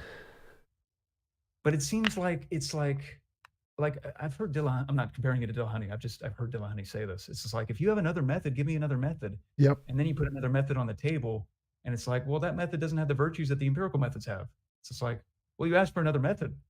So I'm wondering what criteria of success you have in mind when we put the other methods on the table. It's murky to me, because I feel like this intuition guided method has a lot of virtues. It doesn't have a lot of the virtues that empirical methods have. Don't get me wrong. Empirical methods are awesome, but it doesn't land me in the reductio, I don't think. Like, I think I can ignore the homeopathy people and still say I have knowledge. And I think you would say that too, in the face of persistent disagreement and lack of consensus. And I don't follow that. So I don't see why you can dismiss the homeopathy people. To me, it seems like your methodology and theirs are exactly the same in this case, and so they're both equally justified. I don't see why one is better than the other. And the only reason you'd said that they do is because there are academic philosophers. Let me supplement it. Yeah, let me supplement it a little bit. So, I'm thinking out loud. So I would say that primarily it is intuition based, but then we have intuition guided explorations of the entailment relations of particular intuitions. So I could go up to the homeopathy person and just say, let's assume that your view is correct, and elicit a contradiction, like what you're trying to do to me. Like you're saying, like, if we assume that your method is correct, we run into this absurdity that all this other crap is admitted into our ontology, even stupid crap. Yep. It seems to me that could overlap with empirical methods if we have to empirically verify one of the premises in the reductio. But I feel, and I can't do this off the top of my head, but I feel like we could get arguments that every step of the way would be a priori, and we would just be able to draw out the entailment relations. Perfect. So a method that's intuition guided, and I think the ontological argument could overlap with this, because it's just like, assume goodness isn't the way I'm fixing the sense in this case, then this would follow, or whatever. I'll get to that in a sec. It seems to me like you could engage in apparatic type cost-benefit analyses with assuming certain things to be false and drawing out their implications and eliciting a contradiction, and then affirming the thing that you were denying for the sake of reductio. You could do that, and that's all a priori, doesn't overlap with empirical methods, and it seems to me to be better because it's not probabilistic, it's necessary. If we find out through reductio that something's impossible, it's necessarily impossible, which would be awesome knowledge to have, I think. Reductio doesn't mean it shows anything's impossible. It just shows that if we accept its conclusion, it leads to absurd things. So, like, that's one version, and then another version, it'll elicit a contradiction.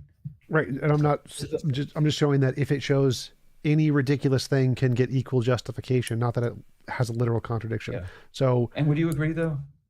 About what? I'm cutting you off unintentionally, by the way. I'm sorry. Agree about what? That whether or not we call something absurdity will harken back to our intuitions about what's absurd. Indirectly, yes. So it is intuition based at its core, right? Yeah, but that doesn't make a difference here. Reductio. So, because we both accept. I thought you were liking reductio. Sorry. Okay. Well, we both accept science works. So science works and describes reality. So if we wanted to say everything grounds in intuition, that's fine. We can say, here's a set of intuitions that work. Scientific ones. They work.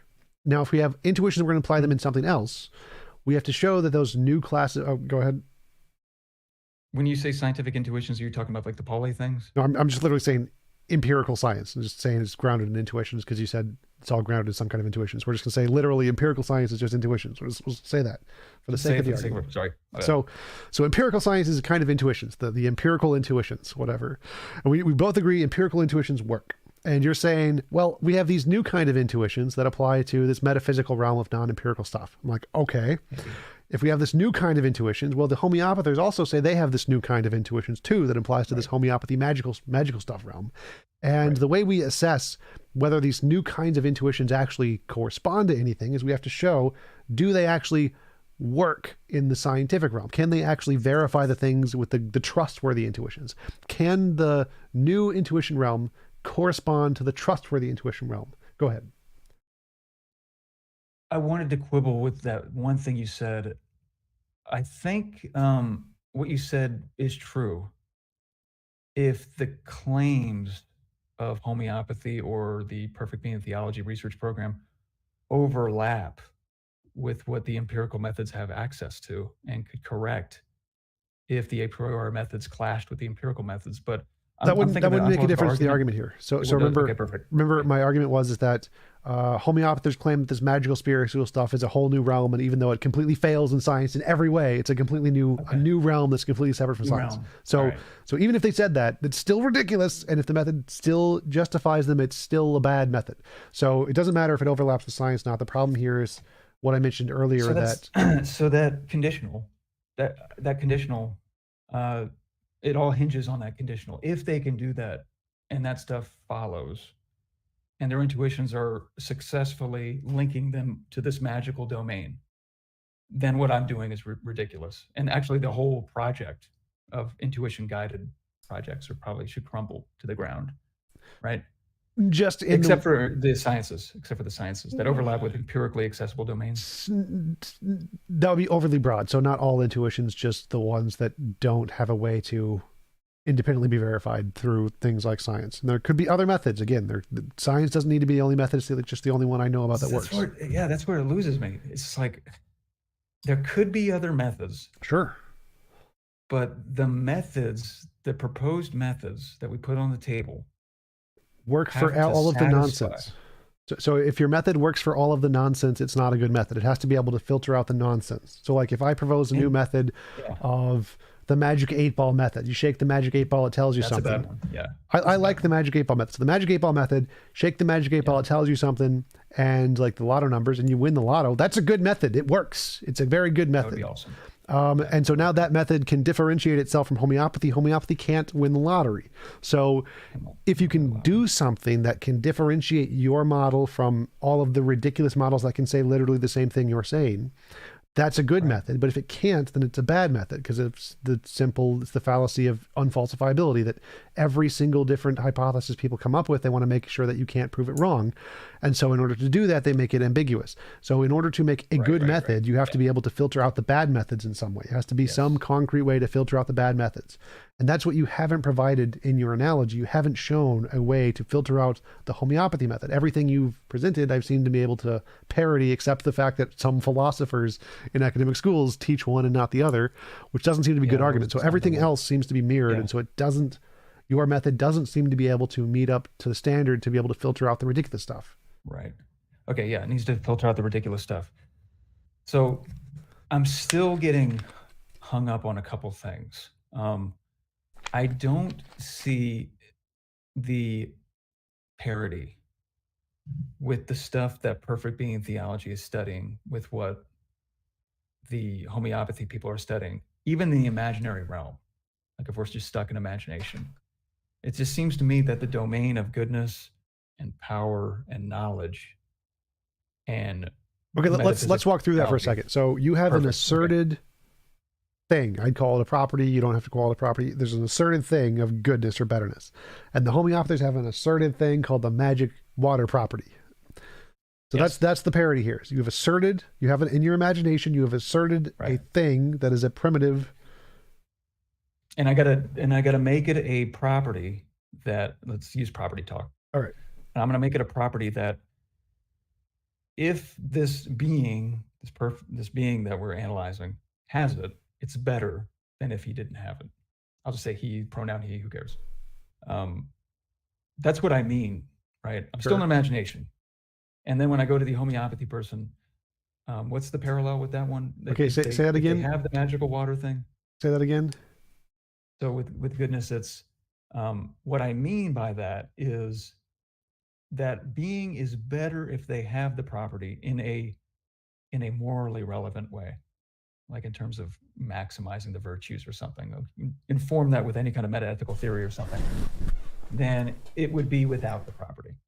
And this property would be like having that property to a maximal degree. So there's more or less, there's intuitions about states of affairs or persons being more or less good or more or less bad. Like punching a baby doesn't seem as bad as what's going on in Ukraine right now or something like that, maybe.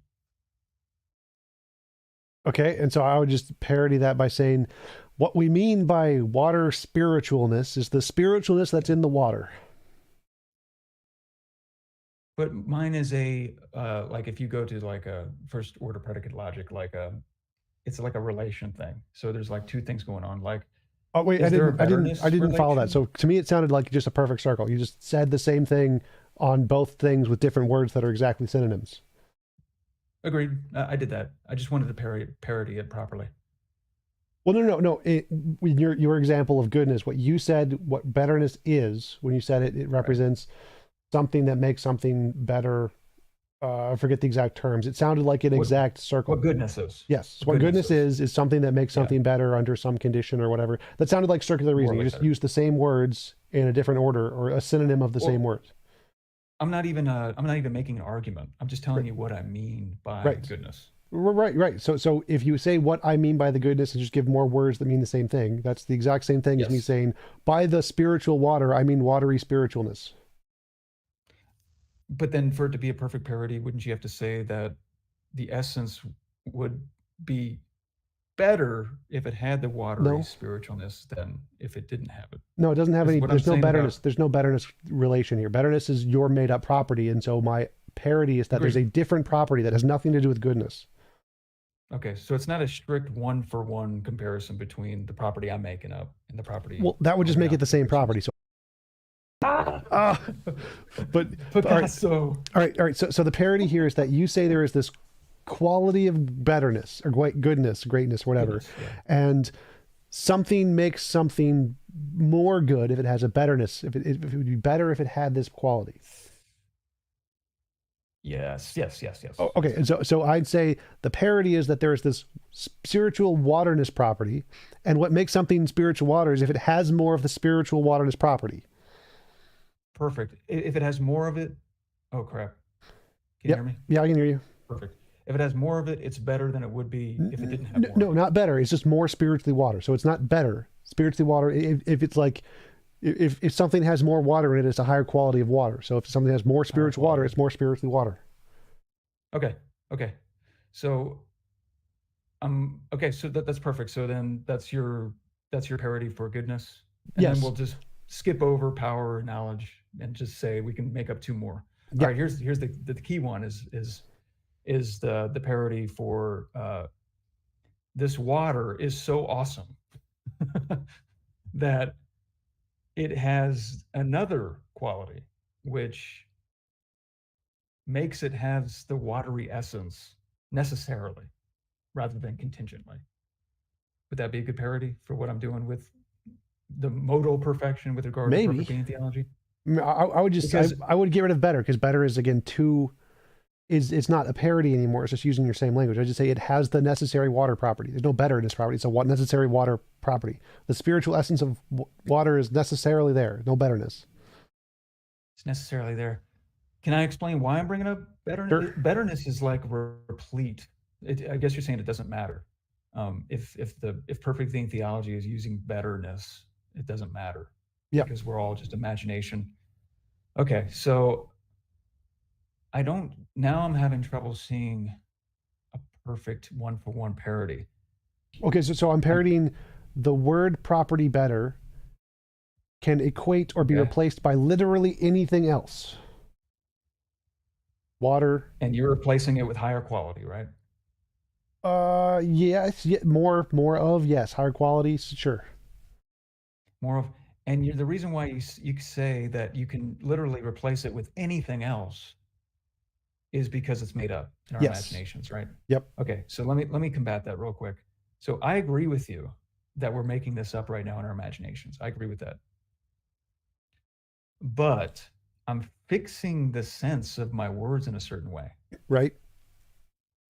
In the way I'm doing this perfect being theology kind of stuff. Like Right. I have a way I'm making up Is the that word a better. difference? Is that a difference? Because the water cases too, it's saying watery spiritual stuff is a greater quality or amount. So it's also doing that.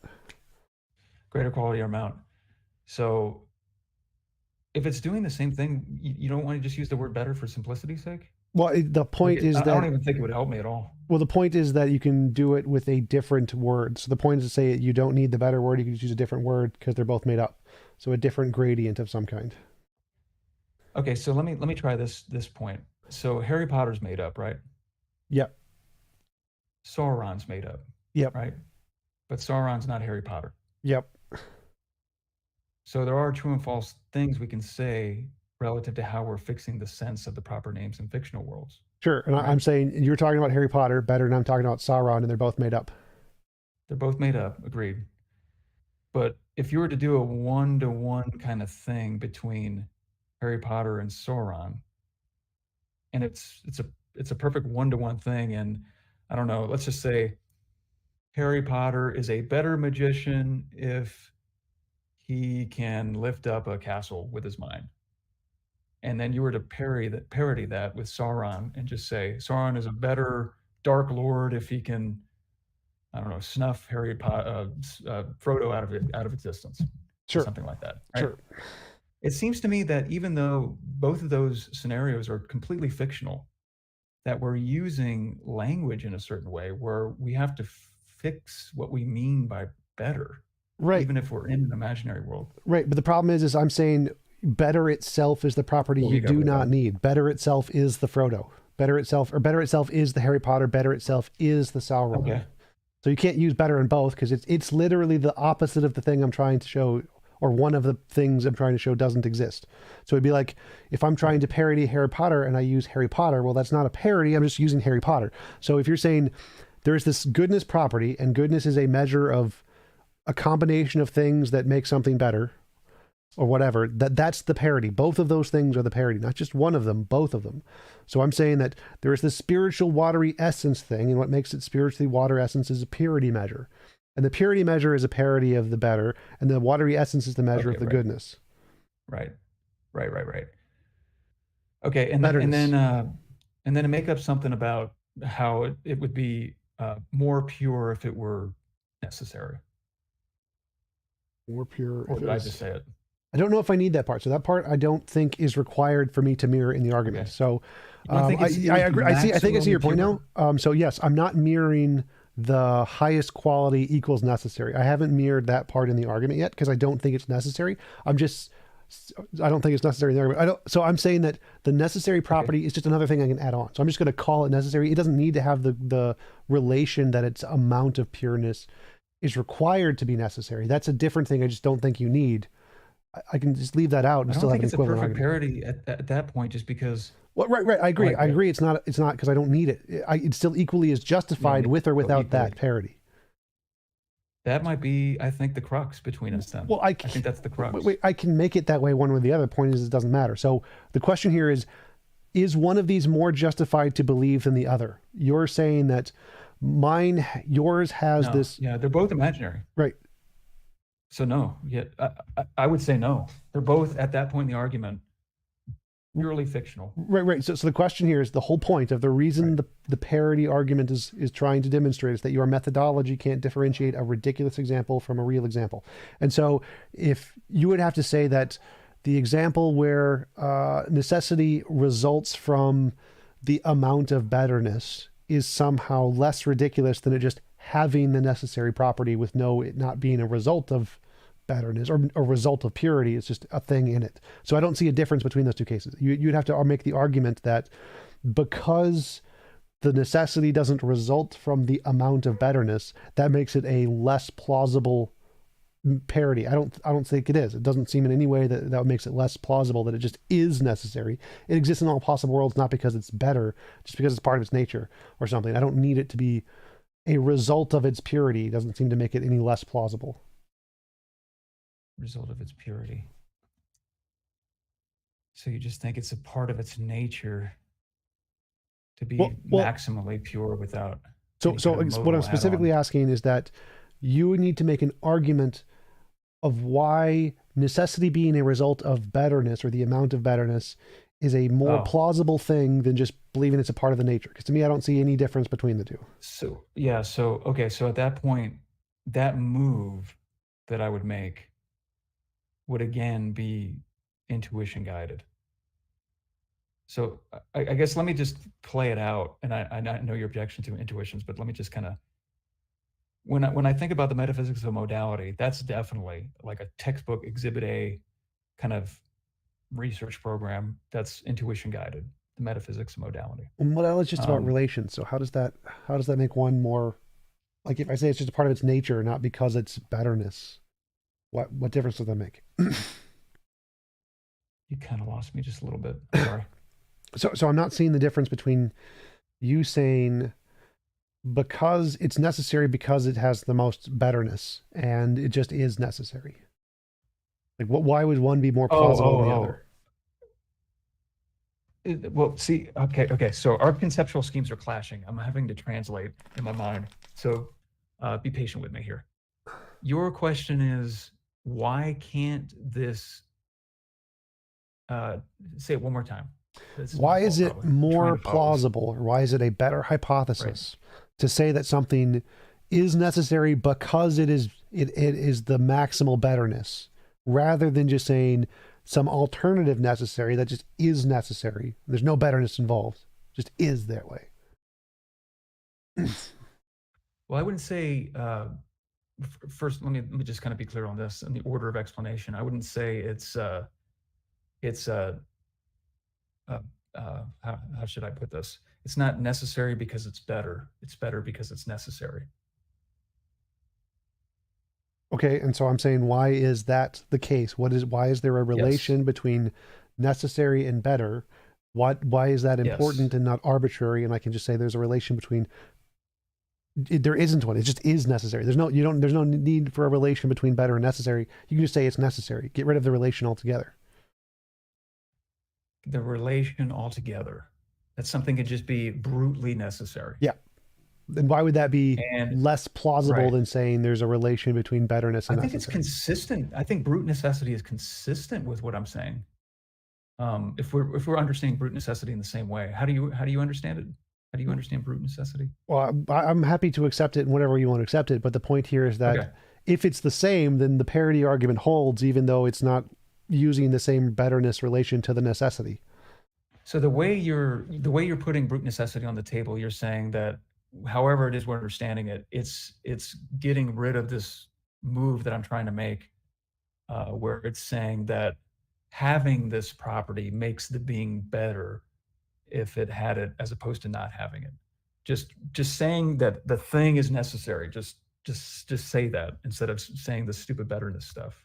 Is that kind of what you're saying? Sort of, not exactly. So I'm saying that in this quality, you have this entailment between goodness is the amount of betterness qualities in a thing, and the maximum amount of that leads to necessity.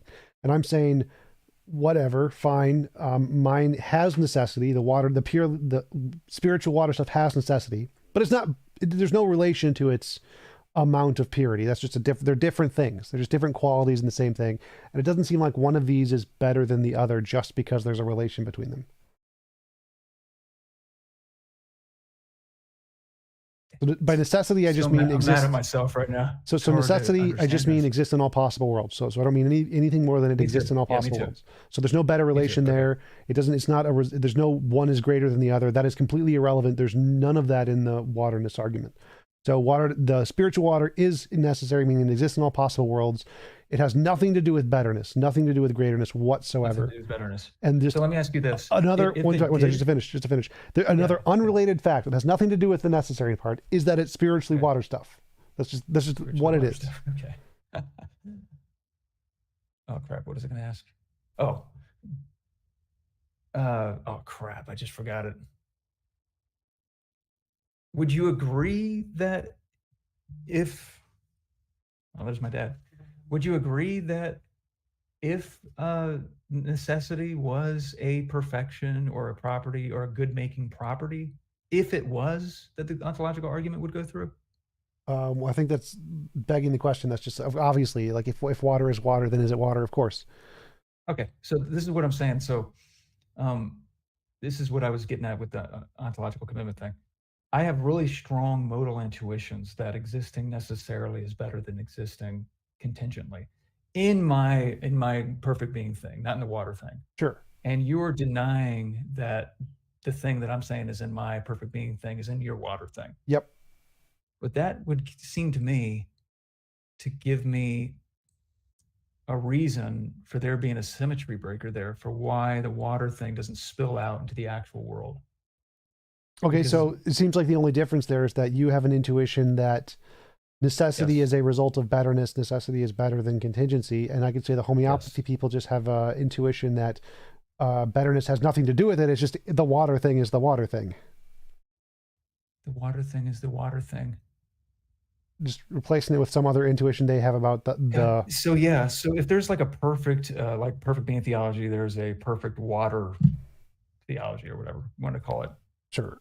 I think the members of those two groups would be looking at each other with incredulous stares, like, how are you getting to the necessary property? You're just kind of stipulating it. Yep. So it seems And like they have an then you intuition would that say, yeah. So it looks like they have an right, intuition the necessary property is X. They have an intuition the necessary property is Y. There's no evidence of either of these things. There's no evidence of any necessary property. They're all just making shit up.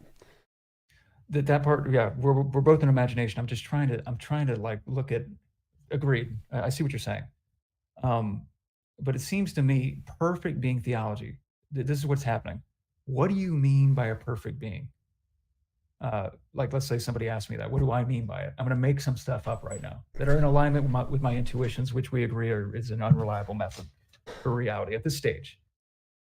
And I get to that point where I get to modal perfections, an intuition you do not share. You don't share that intuition at all. I have it.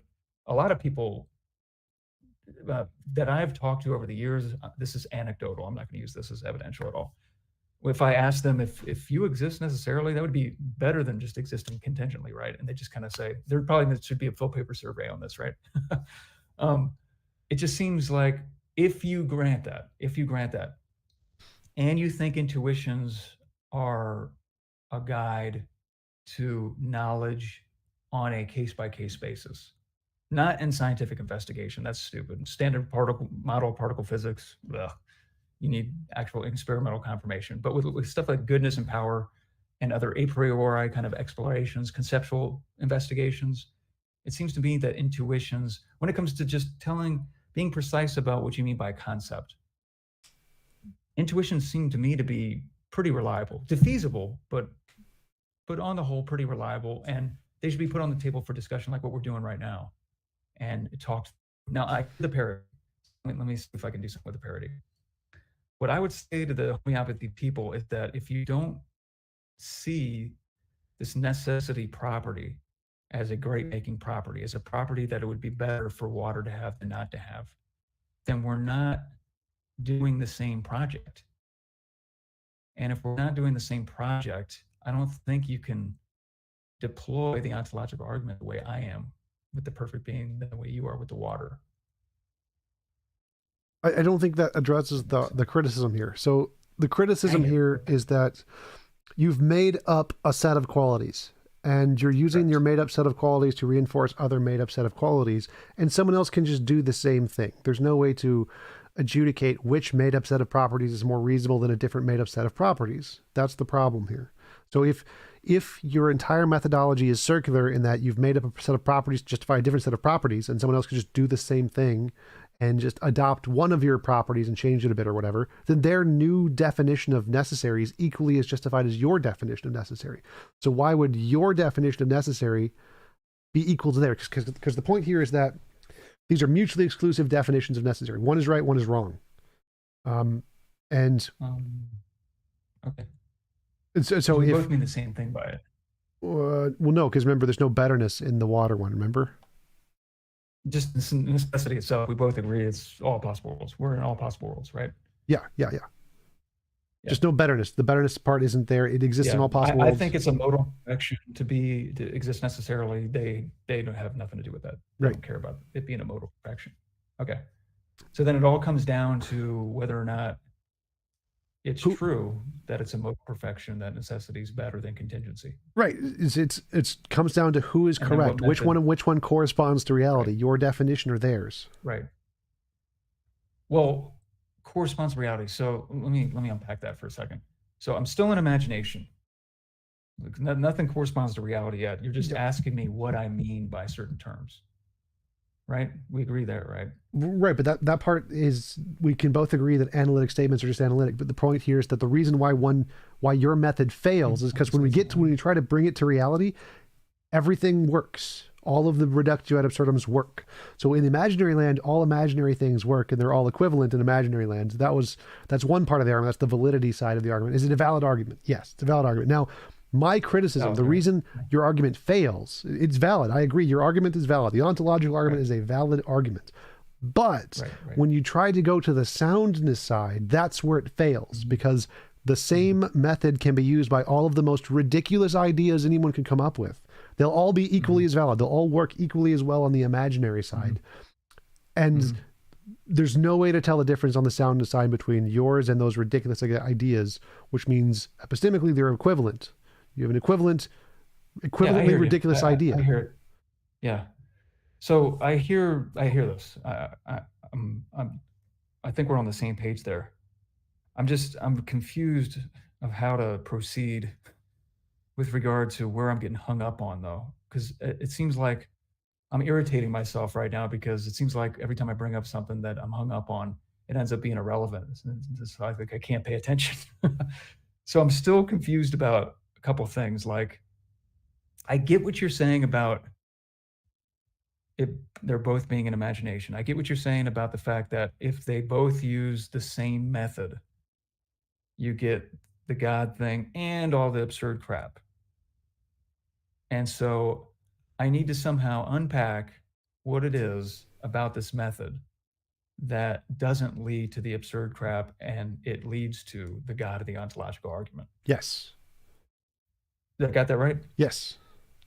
Okay. So you agree. So let me go step by step here. How long have I been on here?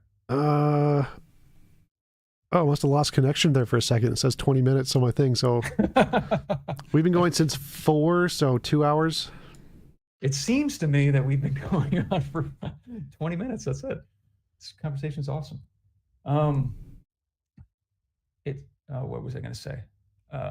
Your job is to differentiate how your method can weed out all of the silly things and lead to the God thing. Yeah. So what I do is, I go to other arguments in like the history of philosophy where intuition's used, and in the context where people will have intuition clashes, but yet we have like a kind of perspective on what's going on there, where I've been a member of certain groups that use certain intuitions, arguing with other groups with battling intuitions. And either what happens is they don't really have an intuition, that it's actually just a remote application of an intuition we all agree with. I won't get into that. That's pedantic. But let's just say, for the sake of argument, that we have a genuine intuition clash. I guess at that point, if the intuitions clash and our intuitions are supporting conclusions that are not just contrary, but contradictory, right? If, let's just say for the sake of argument, if the God of the ontological argument exists, then the essence of water can't exist, or something like that.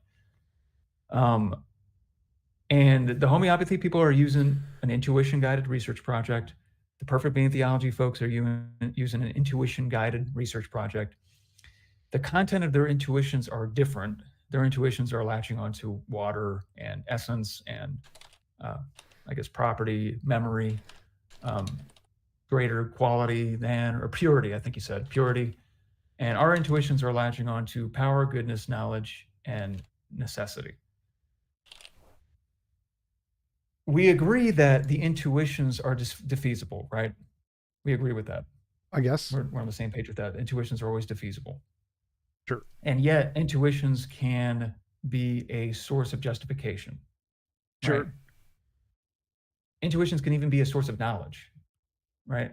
Depends on how you define Up knowledge, but until, yes. yeah, so that's another, let's just leave that hanging in the background. Yeah. So let's agree, yeah, so intuitions are a source of knowledge. And then we have to approach philosophical like conversations about particular philosophical problems on a case by case basis where intuitions are being used and there's no appeal to anything empirical to adjudicate anything. And we see that it seems to me when I look at different kinds of conversations in the history of philosophy and different problems of philosophy, either today or in the history or whatever, does it strike you as some conversations having more plausibility than others, or are they all equally implausible because they're not able to be empirically adjudicated? I don't know what my personal feelings are on that topic. Like, would like a conversation in like the 19th century about the nature of I don't know, superiority of utilitarianism over deontological ethics, intuition-driven kind of thought experiments have more plausibility to you than, let's say, Hegelian idealism and whether or not Schopenhauer was right about Hegel and all that highfalutin crap. Well, sort of. I'd say that the utilitarianism conversation is more coherent in that they're expressing their terms more clearly. Conceptual clarity, that's good. And then, but they would all use like the method of cases, thought experiments, a priori type Sure. methods. And that intuition driven, those two intuition driven research programs clashing, it has more that conversation has more plausibility than Schopenhauer's critique of Hegel's I wouldn't say that idealism. because I can't understand the Hegel, Schopenhauer, Kierkegaard conversations, Heidegger. They don't make sense. So it's possible that they could have truth value to them. I don't know, but it's But less. initially, just prima facie, What? just prima facie, just that first look. Yeah, they're both equally. Looks really weird. Yeah, the only difference between the two is the coherence of the statements, as far as I can tell. The coherence of them. Yeah. But for all you know, the Hegel Schopenhauer thing could be coherent. You haven't dig that far yet. Yeah, I don't know. But that seems to motivate intuition. Like some intuition-driven kind of philosophical conversations could have more plausibility than others. And so this particular philosophical conversation between the homeopathy people and the perfect being theology people has a certain degree of plausibility that wouldn't be had by Schopenhauer and Hegel. The comparison I'm trying to make is the comparison between the ethics thing I just brought up in Hegel and Schopenhauer, and then the research project of homeopathy and the perfect being theology kind of. I agree, we're both making stuff up, but the way we're fixing the senses of our concepts, it seems like they're latching onto things that, for me anyway, cohere a lot better with a lot of people's intuit. Not to make an argument about populum, I'm not trying to do that, but it just seems like for there to be weight for the preferences of some intuitions over others, they like a lot of people have to share them, and it seems like the thing is kind of this pocket of craziness, whereas there's a lot of people that agree with goodness and power, knowledge, and necessity. If you broke it down to them, I guess. I don't know. That's kind of where my mind's going, but I think I agree with you. There's no definitive thing. This is what I was saying at the beginning. Like if you're not persuaded, this is how I would appropriate that. Like if you're not persuaded by their research program, Perfect Being Theology, I don't think that the ontological argument is for you. I think arguments need to be tailored to whatever it is that the person is either methodologically open to or is interested in. Because if you have like a methodological kind of block towards the success of whatever it is that an argument depends on, like that's the superstructure is basically this entire research program that you have these methodological quibbles with. I think the next step would just have these kinds of overall metaphilosophical methodological type conversations instead of just diving. I don't like how a lot of people do natural theology now. I just don't like it because it does leave a lot open in the background. It really does. It's just like you're assuming a certain way philosophy should be done. You're assuming a certain conception of what philosophy is and what it's for. You're assuming the entire way of doing philosophy and how it can latch onto reality. And then you're kind of leaving that in the background, not specifying exactly what's going on in the background, just saying whatever begins to exist as a cause, the universe begins to exist for the universe as a cause. Here's some teleology, here's some ontology, and it doesn't like zoom out and take into account all that other crap. But I feel like that stuff is like the most important stuff. What stinks is, because I have a kind of a like a back and forth relationship with doctrinal philosophy, it's called. Yeah, there's a guy named Richard Double. He's got a book called Metaphilosophy and Free Will. He thinks that the choice between different metaphilosophies is unfortunately subjective, so it's irrational. And I want there to be some kind of normative way to choose among metaphilosophies, and I don't know what that is, to be completely honest. I really don't. I lean towards doing philosophy a certain way that's guided by my intuitions, but I don't have a hard and fast symmetry breaker like what you got with the empirical method. So just to put all my cards on the table, I tend to just decide with my intuitions, but I hear what you're saying about how it can lead to other people using their intuitions. I just think that then, is that really an intuition you have? Let's examine that. Let's see what's going into that. Like, why do you have that intuition? Is it really an intuition? It's like it's a complicated, weird argument that needs to be had at that point. And I don't know. I don't think these arguments are going to be really got to the bottom of anytime soon, because there's just too much going on in the background, metaphilosophically speaking, in my opinion. But like, what was was that a Phil Papers survey question? Metaphilosophy, was it like naturalism was a metaphilosophy? I don't know. I don't remember. I think naturalism was. I think it wasn't on the top. 2020. I know scientific realism was on the top. Yeah, there's a lot of other stuff that we could talk about. Honestly, I don't really have that much time left. Yeah. We should do that thing you suggested. Do a show together once every 2 weeks or whatever. Wouldn't that be fun? Sure. Like, how would you want to work that out? Like, do you want to just like look at neutral things together, or do you want to like interact with other people together, or just have like a Christian perspective in the background, maybe? Or I was thinking leave it up, how we like clash and bring other stuff essentially kind of let you decide on that one, because it'd be more interesting that way instead of doing the stuff I normally do. So like kind of leave it up to you, like surprise me, I guess. We cool. Can do watch a show together, do a review together, whatever. What is it? I'm trying to think. Could we combine our names? Because I have a J in my name. Maybe put the M up top above the J and make it a cross. What is it? I don't know, but this is fun. I want to pick your brain, see what was irritating. You irritated me a lot at first, and what's really annoying is that once you actually dig beneath the kind of combative way you get across points, I'm seeing your view represented by intellectual heavyweights in the literature that I read. I'm like, oh well, dang it, it's not as absurd as I thought. It's like I've said this on Twitter before. It's like when the heel comes out with WE, like he's just kind of mean, but he could be right, like Dr. House kind of thing. You know, Dr. House. He's like nobody likes him, but then like I'm not saying nobody likes him. I'm just saying, like when I'm just admitting it. I'm just like, this guy is annoying me. What the heck? But then like you go to like try to refute you, and he's just like, wait a minute. Like there's some heavyweight 20th century philosophers that actually back up what he's saying. He's talking about studies, and I'm looking at the studies, and I'm like, well, dang it, this isn't as easy as I thought. What's going on here?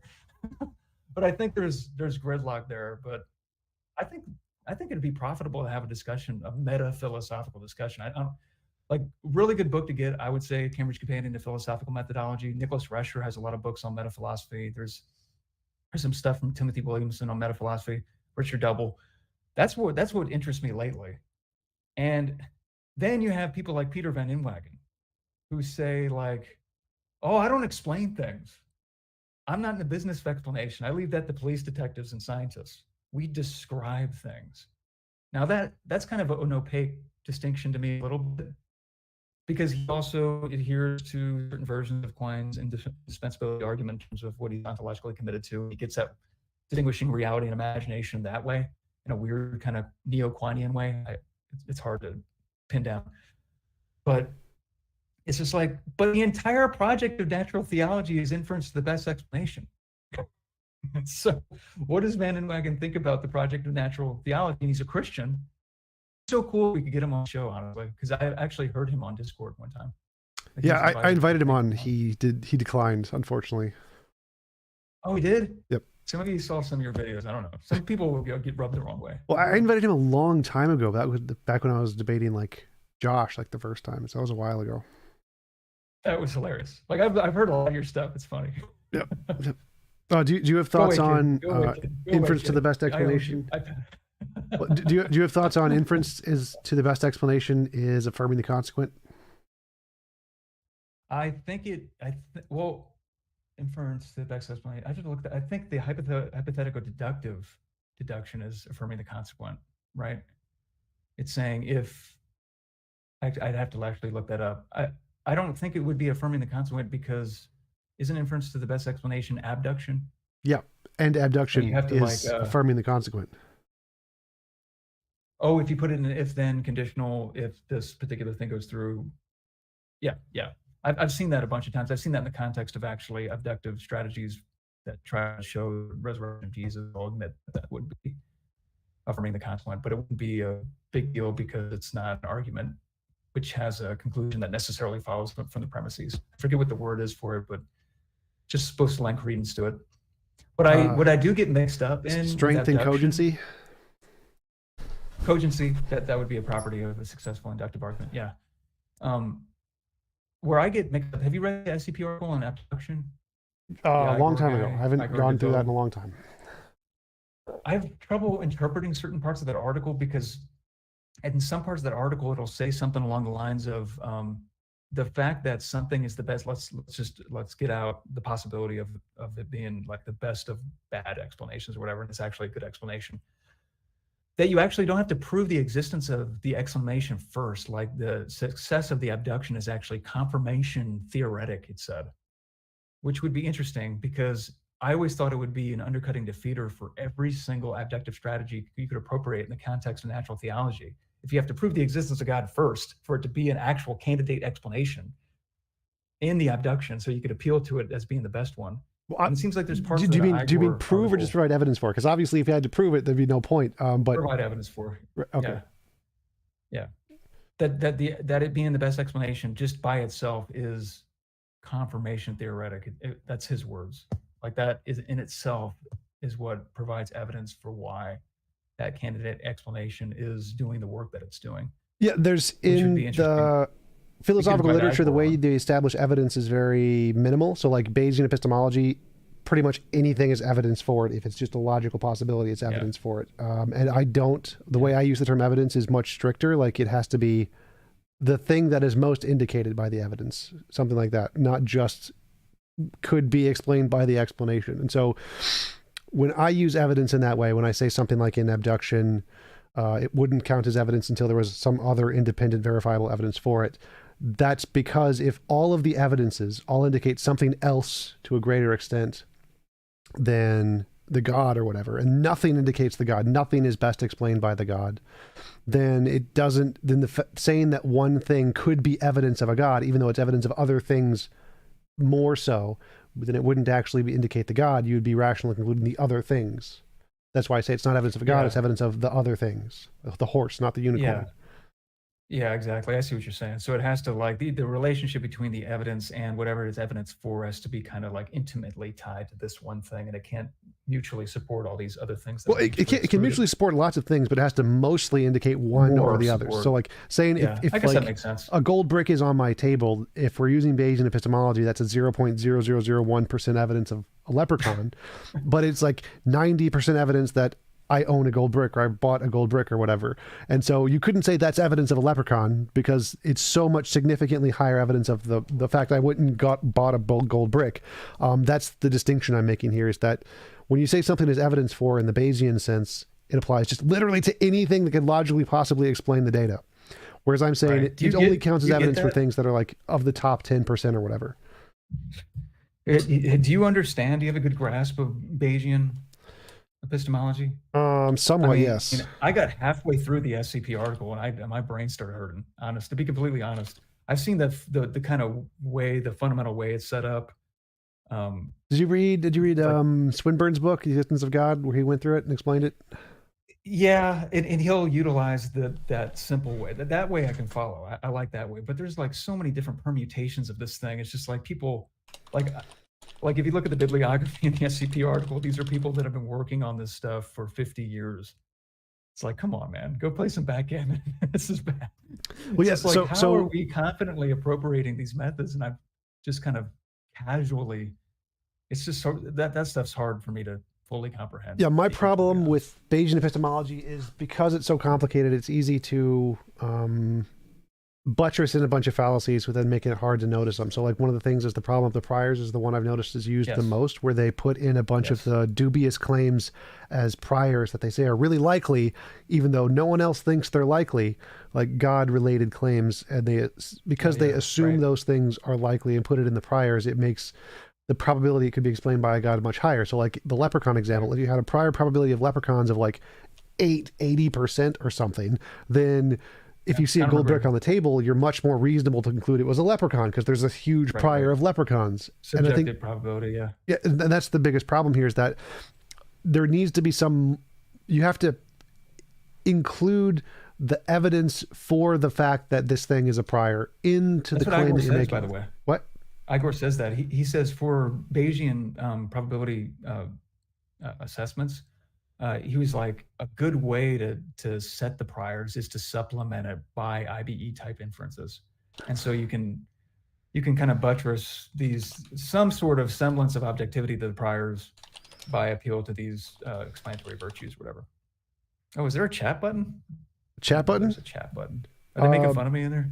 These jerks. Yeah, I'm talking to, I don't know how to pronounce the name, Terrar Dialgello. He's a big ASMR artist I follow on my ASMR YouTube channel because I do a lot of ASMR stuff. Oh, I don't see any chat. On my on my YouTube. This whereby isn't connected to YouTube. Oh, so. Right. Got you. My bad. Do they like me, or am I annoying to them? Am I evading everything? Well, I mean, I think you're middle of the road mostly. Like Darth Dawkins is people they scream at and hate, but you're more middle of the road, so it's not like I don't think they hate you. So the more hardcore people are going to think I'm lukewarm and get them out of here. But I think that's, from my understanding of Bayesian epistemology, that's the problem I have with it, is that if you use Bayesian epistemology correctly and you include, like, if you get the priors correct, it's fine, but that entire process is so easy to scam that you shouldn't do that, and you should include the things, you should get rid of the priors and use the priors as parts of the actual equation. Like, instead of making them priors, take the priors out and put that equation as a part of the evidence on its own. So you're saying take out background knowledge, because background knowledge is like almost relative to what you think you know, and it might not even be real knowledge. Yeah. And so because that's where a lot of the bad arguments are hidden, is in the priors. You just put a bunch of bad arguments in the priors, you get whatever you want. Garbage in, garbage out. The probability, just work with the probability of the theory on the evidence and then multiply that by the probability that you would have the evidence you would have if the theory were true, and kind of like elicit the calculations that way, maybe, because I'm not sure what I would divide at that point, but well, sort of. I would say that there are a lot of the only things that you can legitimately keep as priors would be empirical evidence. I'd say if it's not empirical, you can't use it as a prior, and you got to show the actual work for it. So I'd say using empirical evidence, scientific evidence as a prior is fine. Like if I said, I saw a dog, what is the evidence I saw a dog? You can use the existence of dogs as a prior. If I said I saw a unicorn, you could not use the existence of unicorns as a prior. You'd have to actually show that first. And that's where what you said earlier, where you need that other independent way of verifying evidence of a God before you used him as a conclusion of an abductive argument. I'd say it's more like to use him as a prior, you would need that independent evidence. And that you could use Bayesian type calculations maybe within an in-group. Because if we all accept leprechauns exist, we're going to use that as a high prior. So within our group, here's the probability. Right, exactly. Subjective probability. Yeah. I see what you're saying. I do. It's hard for me to get rid of. These intuitions. They're really entrenched, and I know you can tell an evolutionary story for why they might be entrenched, but it's just I just have to think it through. It's hard. It's hard stuff. It's stuff I'll be thinking about for the rest of my life, honestly. Yep. We're trying to get this right, and we're all members of different ways of going about finding truth. We're trying to prune each other and all that stuff. But I was going to ask you: have you read anything on in the SCP about predictivism versus accommodation? Yes, I did research that. Not from the SCP. I was reading books on that. I don't remember. Like what it was Lipton, though. maybe. What is it, Peter Lipton? That sounds familiar, Um, but is there a Philip Paper survey question on that? no. But Because that that's a was one. huge So I was debate. talking with Luke Barnes about that, and I was reading Okay. about Einstein's theory of general relativity and the predictions it made compared to the accommodation of the perihelion of Mercury. And Yes. Luke said that they were equivalently used as justification for the Some think theory. this, right? And Yeah. that when I was reaching that, that was dubious. There's some people who accepted that, and a lot of people who said no. Right. Um, it was coincidental. It was like people were already expecting it to succeed, and so the fact that it got the confirmation of just the explaining the perihelion very well was enough to convince Right. them. Even though it wasn't satisfactory from an epistemic standpoint, you would still need the testable predictions. But because they were expecting that, they were just happy to accept it at that point. Because like, yeah, we're going to get on the bandwagon because we're definitely going in the right Right, direction. exactly. Like And they did so, all the hard work. They were courageous. They made the prediction. They put their careers on the line or whatever. And then this other, I guess, research program's just like, look, that is awesome. Thank you so much for all the work that you did. But our theory already kind of predicts that, like over here. We didn't yep, see it before, but there it is. And we're not drawing the bullseye around the arrow that you shot, but our theory already had that bullseye right there. And we didn't miss it. Thank you for pointing that out to me. yeah, yeah. And when I was researching that, there was a really interesting thing is that in the Nobel Prize winners, the people who win the Nobel Prizes are always the one who do the experimental confirmations, never the theoretical people. The I think theoretical that's people good. don't win shit, except like Right. what's his name? Higgs boson guy. The Higgs boson guy was like a partial. He didn't win it. He didn't. I don't think he won it. He was like a partial recognition of the guys who actually did win it, or something along those lines. It seems like Was the that the guy that experimental actually data. just said it was going to happen because of the math he did? Yeah, yeah. He made the prediction in 1970. The actual Nobel Prize was awarded like Which is amazing.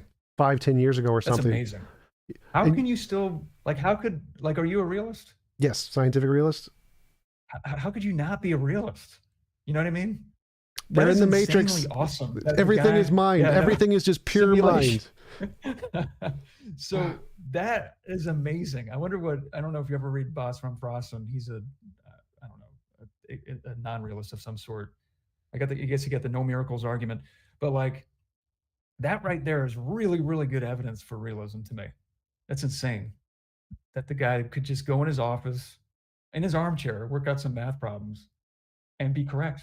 Well, the ironic thing about that. That's insane. Well, the ironic thing about that is, imagine if someone could do that all the time. Imagine if every one of their predictions was correct. That would actually seem to be evidence that it's all a product of their mind. Oh, right, right, right. Yes, exactly. Yeah. So a little jab at my intuition guided projects. Yep. So from my standpoint, ontological arguments, just like the Higgs boson thing, it's amazing. Can't be empirically confirmed though. I don't know. I feel like it just depends. There's a whole bunch of other stuff you could bring up in terms of like Christian theology, but I don't know. I think I predict that we'll hug it out in the afterlife. Wink. So you're going to be in hell with me because I reject God? Is that what's going to happen here? It's more complicated than that, man. I think you'll be good. It's like your prediction You is won't that be you will doing a become lot an of things atheist you're and we will doing both right now burn to in make hell. yourself happy, right? Oh, there are no blondes. No more blondes. Yeah, You yeah. have to give up blondes. Blondes were actually a shadow of the better thing that you got. I I'm know looking it's forward to date inconceivable Lucifer. right now. Lucifer's supposed to be super sexy. I'm going to meet him. It's going to be awesome. What else is there? Oh, you probably like this book a lot, actually. It's the big, thick book.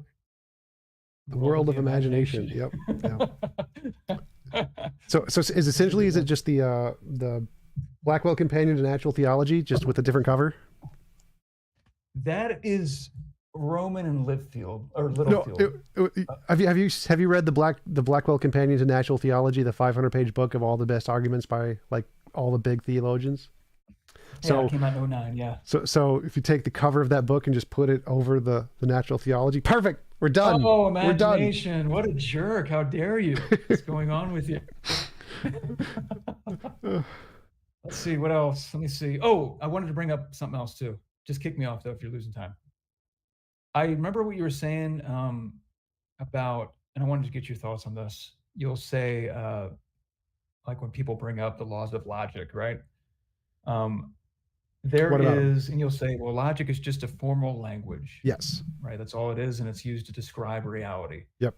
And it's just a language we made up, just like tree. And you got that crap out there that has leaves on it. We use this word tree to describe that crap out there. How dare you And insult same trees? thing. I saw another article which might overlap more with what they're trying to say. There's another article called Logic and Ontology by Thomas Hofweber. Have you seen that one? No, but I have heard of the ontology of logic and relations being real. Now, one of those senses of the logic is the formal language thing. Let me see if I can bring that up. But independent of whether or not they're right, I just wanted to see your thoughts on this. This was, wow, 04, 2017. Okay, good. So yeah, they have formal languages, areas of overlap. There we go. Different conceptions of logic. They have a study of artificial formal languages, is what you're saying. Study of formally valid inferences and logical consequences. Yeah. Study of logical truths. Okay. Whatever. This L4 thing, the study of the general features or form of judgments. So I'm like, what's that mean? So then when he compares, and this is L4, by the way, he's comparing L4 with, you go down here with the ontology section, and there's also 4 things for ontology. One is study of ontological commitment. Oops, minimize that. Study of what there is, that's fine. The study of the most general features of what there is, how things are related to each other in their most metaphysically general ways. And then there's O4, study of mental ontology, saying what the task is of ontology. So when I go down to L4 related to O4, here we go. This is where I think they're getting it.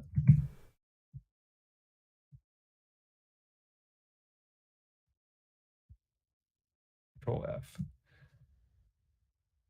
All right.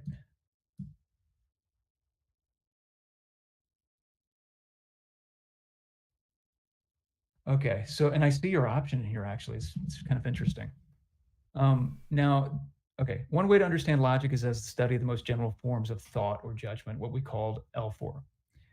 One way to understand ontology is as the study of the most general features of what there is, our O3. Now, there's a striking similarity between the most general forms of thought and the most general features of what there is. Take one example.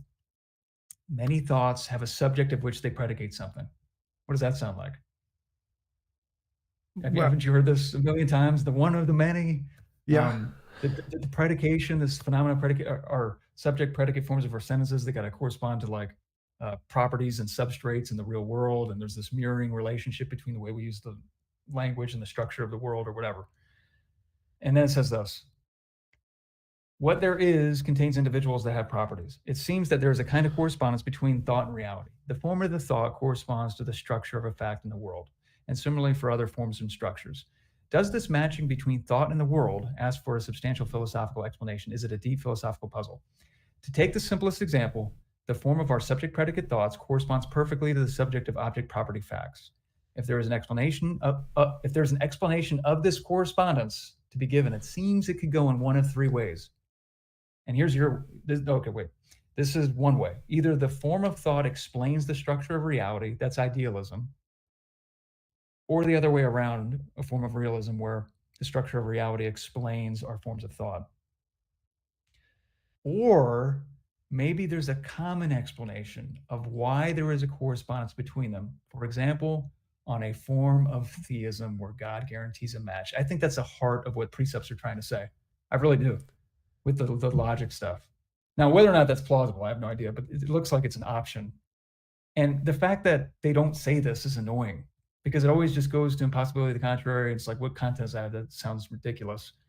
And it seems like they're doing this project. I think Van Til had this project, I guess, where he's trying to explain the correspondence between the forms of thought and the forms of the reality.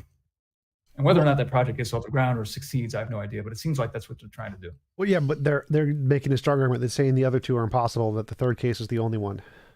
Yeah, that's the roadmap. So they could be wrong in their whole project, but it looks like Hofweber's saying that it's a project that exists. But it's irritating to me that that's not made explicit, I guess. I don't know. Well, actually, I think they would probably go with the first one, that thought instantiates reality and it's God's thought. They probably wouldn't Because I don't think if you tried to actually explain to them the difference between 1 and 3, they wouldn't be able to get it.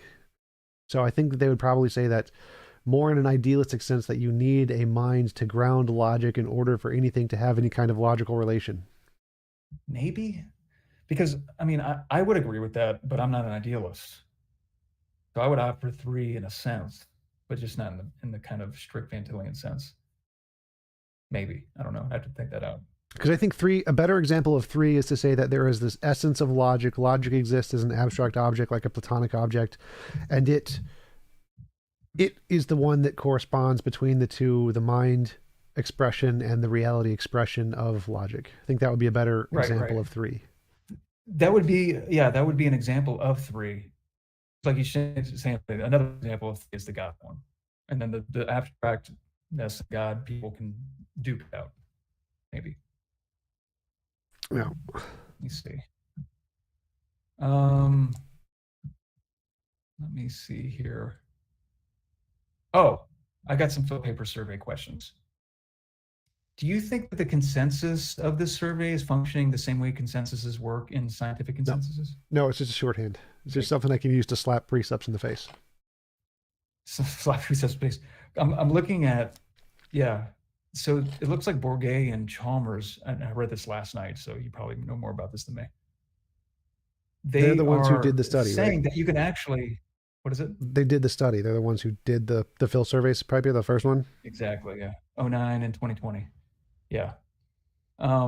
It sounds like what they're saying is that you could use this could have evidential value in the same way that the sciences do, if philosophy converged towards the truth on the big questions. And because they don't, we can't use it in the same way consensus operates in the sciences. I guess Chalmers is saying, built into the system, I guess there will never ever be large scale convergence towards the truth, at least on the big questions. Maybe the little questions, the negative, knowledge isn't justified, true belief, or conditional claims or something like that, or things aren't the case. We can make progress on that, but just not progress on the huge things. Yeah, essentially, I think the only purpose of the Phil surveys paper is to show that some ideas that are taken seriously in Discord and other online realms are not taken seriously in academic philosophy, and you can use that as a way to insult them and call them stupid for taking silly ideas. And that's really mostly the purpose. I would bite the bullet. It's like, yeah, sorry, man. You know what I find very unfortunate? Why was this sent to 7,685 philosophers and only 1,785 completed the survey? That is outrageous. I email philosophers all the time to come on my show, and I can correspond that is about the appropriate respondent rate. Is it? It's just that people need to, they don't need to, okay, there needs to be a 2030 survey where people are forced to take this survey. Take away people's freedoms for one day. Yes. I want to see it. All right, so there's that. Just want to get your thoughts on that. Oh.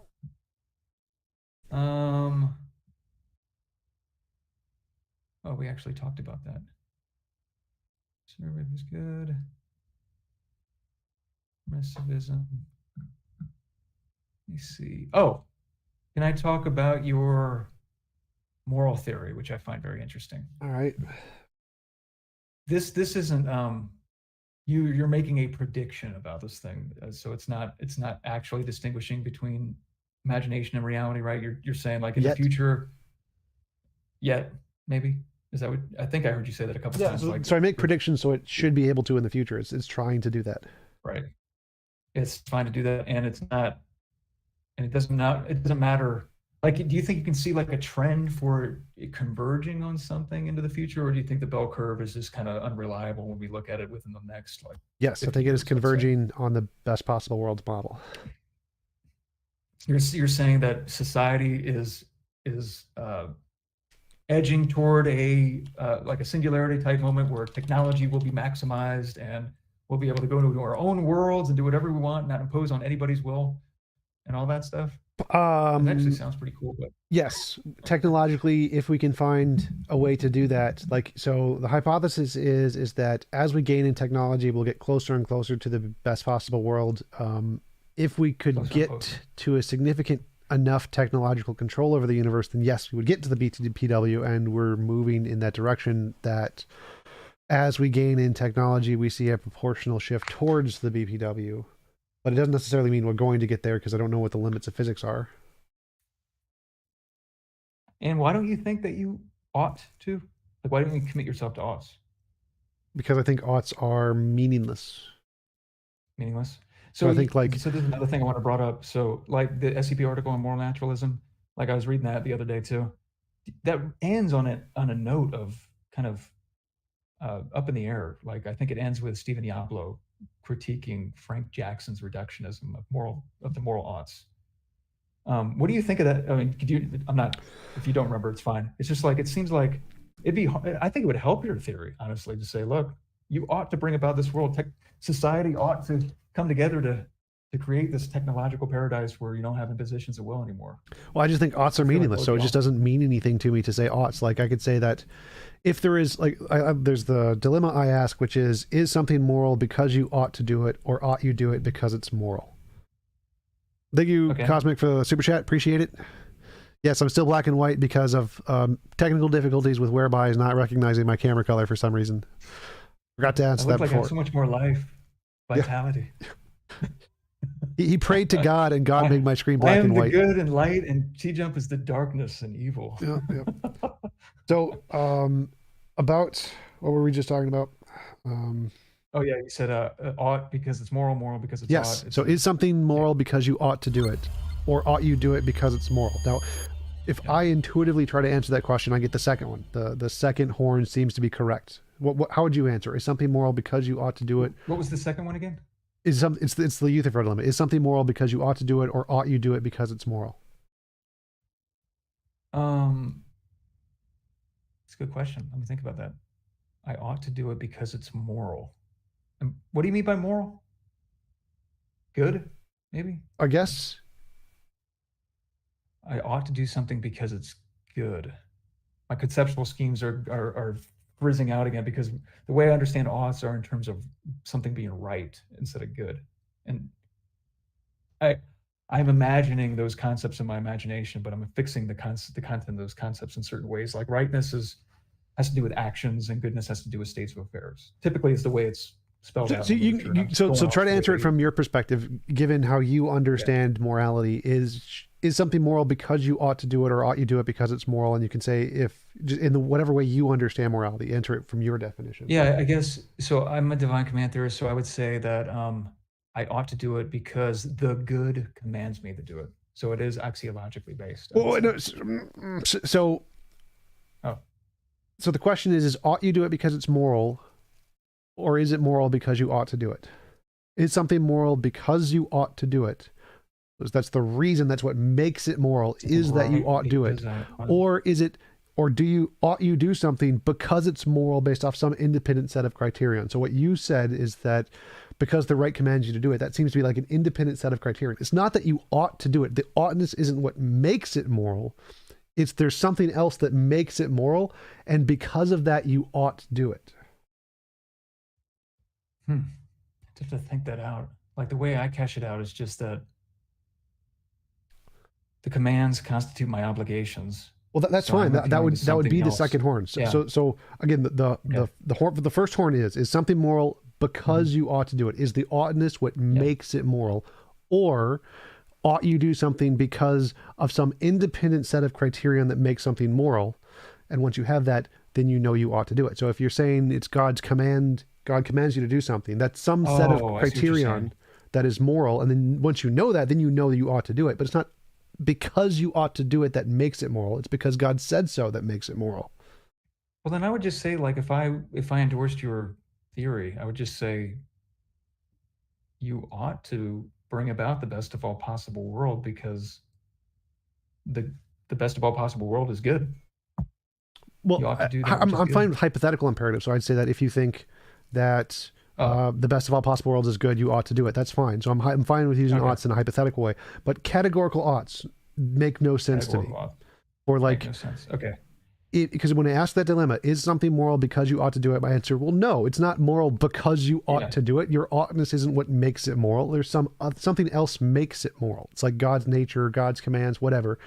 That's why it's moral, is because God said so. And then once God says so, you can use a hypothetical imperative. God said so, therefore I ought to do it. But the ought doesn't play a role. It isn't in the morality anywhere. It's something you apply after you know something is moral. Okay, so you're making the existence of oughts depend on what you know about Well, no, the no. So good? is independent of the existence of oughts. So you can say oughts or whatever you want them to say. The question is morality contingent on oughts? Are oughts in morality anywhere? And so my argument here is that to show that oughts don't exist in what makes something moral. They are not the essence of morality. They're just something we apply after the fact. Whether or not they actually exist doesn't make a difference. So in the core of morality, is something moral because you ought to do it? Well, no, it's not. The oughtness doesn't make it morality. It's moral. We ought to do something because we know it's moral. So we know it's moral based off some independent sets of facts, and then we say we ought to do it. So it's a hypothetical imperative. Mm-hmm. But if the answer was the first one, something is moral because we ought to do it, that's a categorical imperative. That oughts are literally the essence of morality. That you need that something is moral because its oughtness is there. And I say that doesn't make any sense. Like, that doesn't follow. It doesn't cohere. Like when I think about this is typically represented in the literature as ought one adopt a moral point of view, is the way I've seen it represented, and whether or not that should be a rational or a moral ought. And if it's a moral, it sounds circular. If it's rational, maybe there could be rational norms. I'm not sure, but it wouldn't be a part of a moral system. I'd have to think about that. I think I follow what you're saying.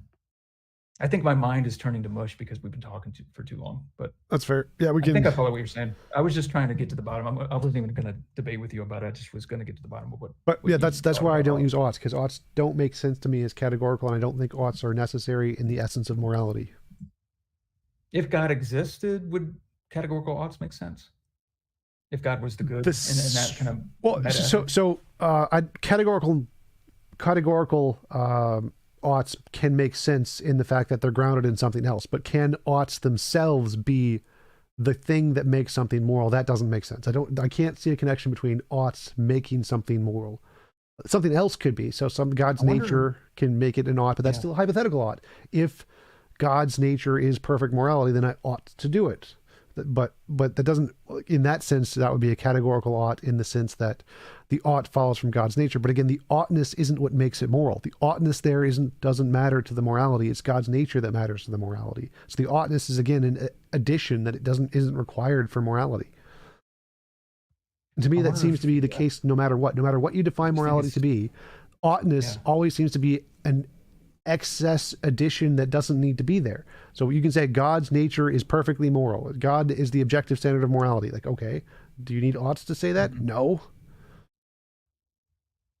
Yeah, I'm thinking about just all the ways that moral philosophers talk about this aspect. I guess it just depends on whether or not you want to apply goodness to actions.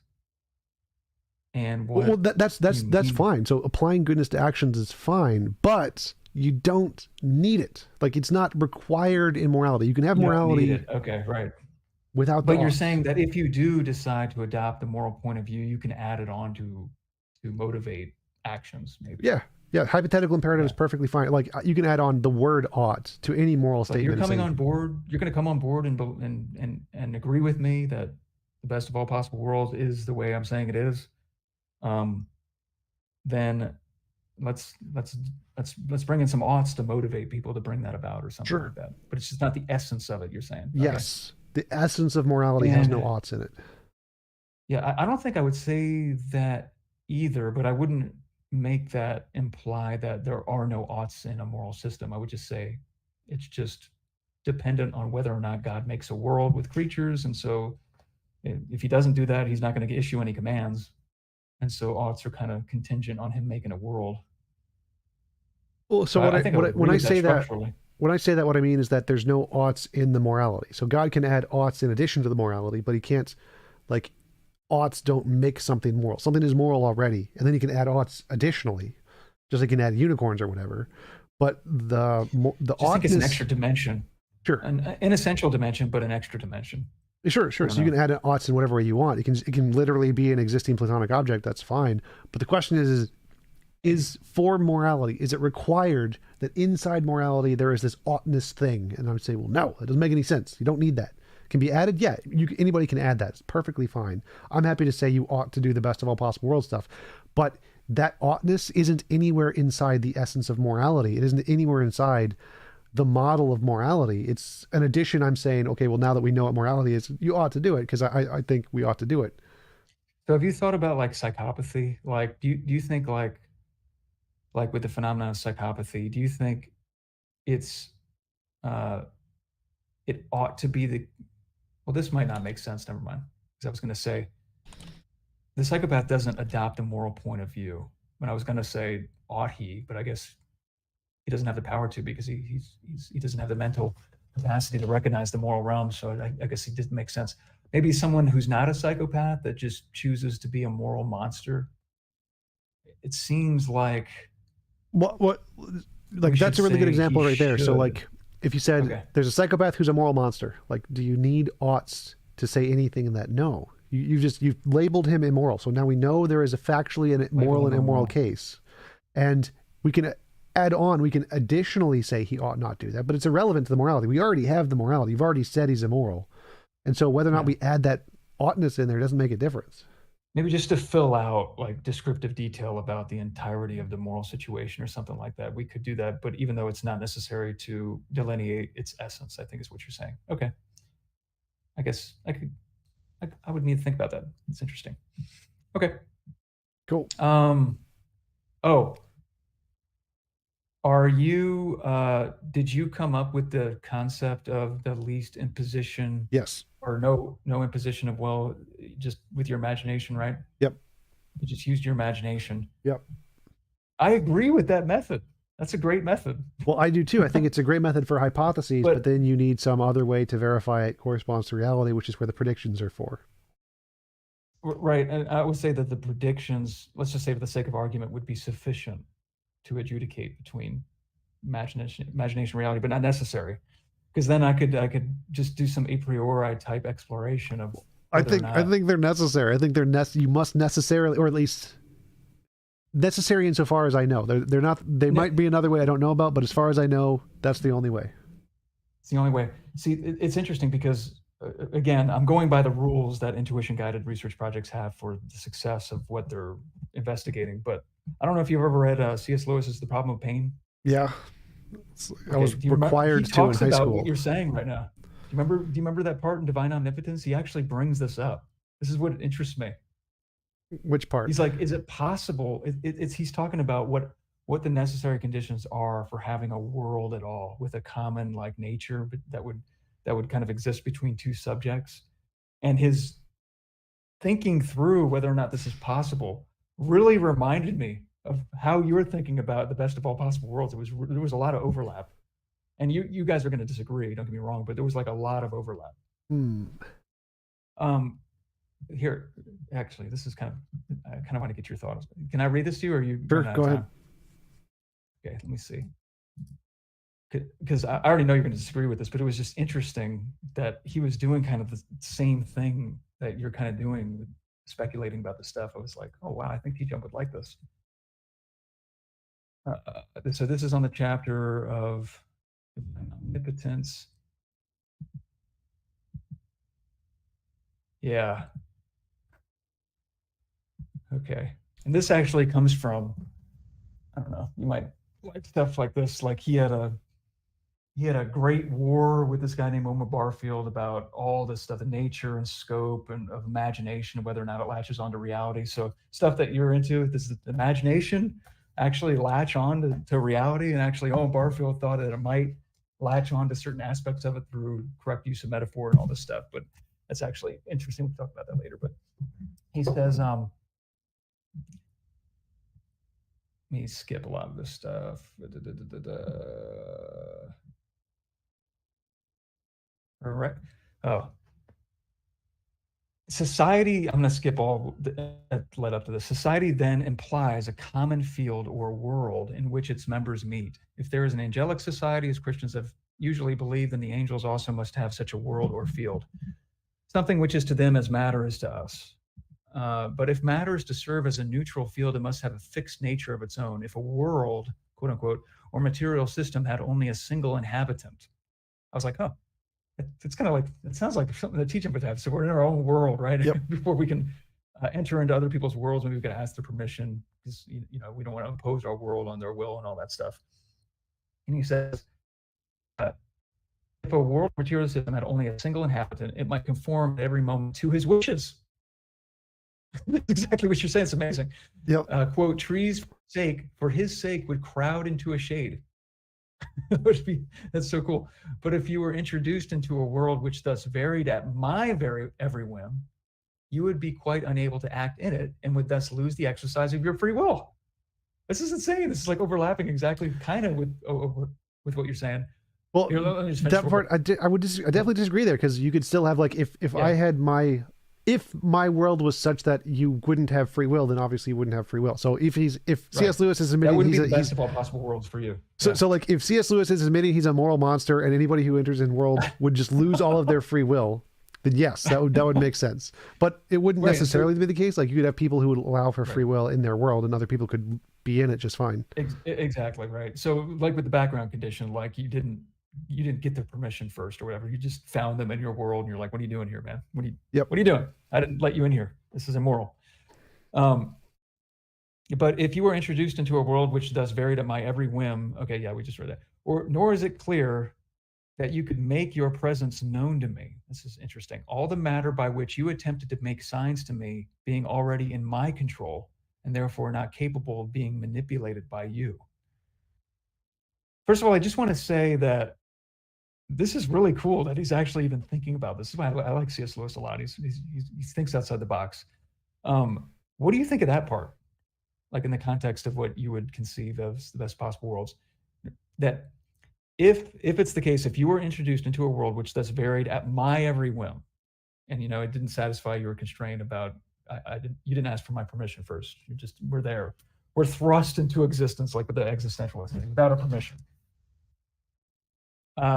You would be quite unable to act in it, and thus would lose. It varied at my every whim. You would be quite unable to act in it, and would thus lose the exercise of your free will. Nor is it clear that you could make your presence known to me. All the matter by which you attempted to make signs to me being already in my control, and therefore not capable of being. It looks like the assumption is that we're thrust into this nature, like against our will, and we just find ourselves there.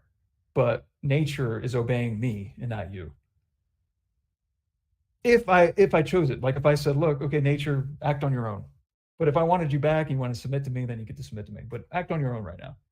And it looks like if you were to say, like, hey, it's TJump, Matt, can I come in? And I say, how would I guess what he's asking is, how would I even know if you were knocking, if there wasn't some kind of like involuntary thing going on in the medium there? Like I have to like turn around and be like, I didn't approve of that. What's going on here?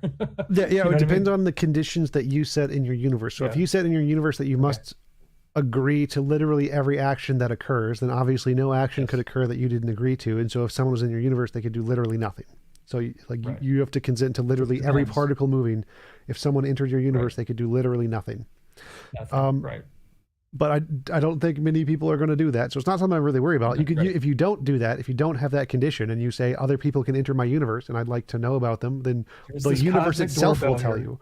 Here's a cosmic doorbell. I'm going to put it right over here. If anybody wants in, you just ring the doorbell, and I may answer, I may not. I mean, I'm probably in a grumpy mood right now. Yes, also known as the emails, the universe emails. Yeah, exactly. So I mean, or right here, you invited me in. Yeah, exactly.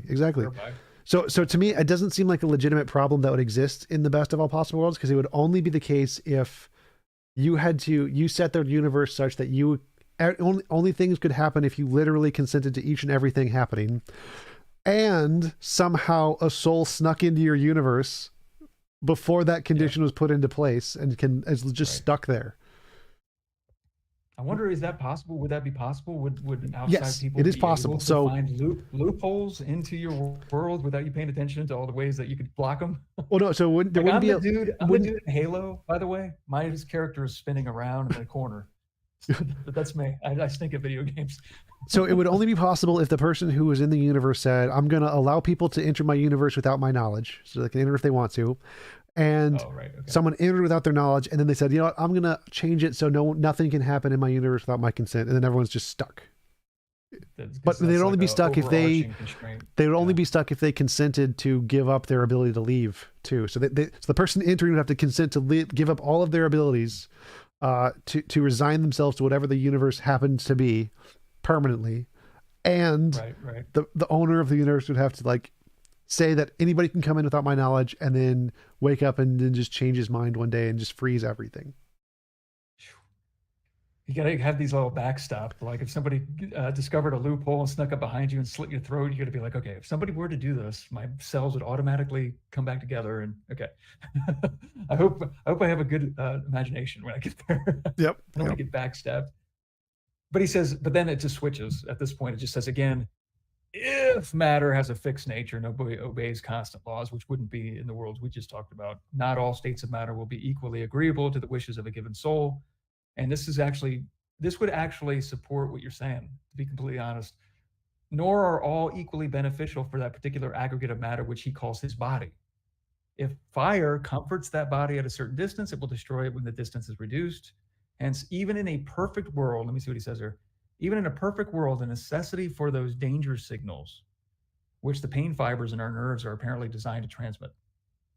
Does this mean, I don't know why that's a perfect world. Does this mean an inevitable element of evil in the form of pain in any possible world? I think not. For while it may be true that the least sin is an incalculable evil, the evil of pain depends on degree, and pains below a certain intensity are not feared or resented at all. No one minds the process warm, beautifully hot, too hot it stings, which warns him to withdraw his hand from exposure to the fire. And if I may, I might skip this part. You're not going to agree with this. If I trust my own feeling, a slight aching in the okay.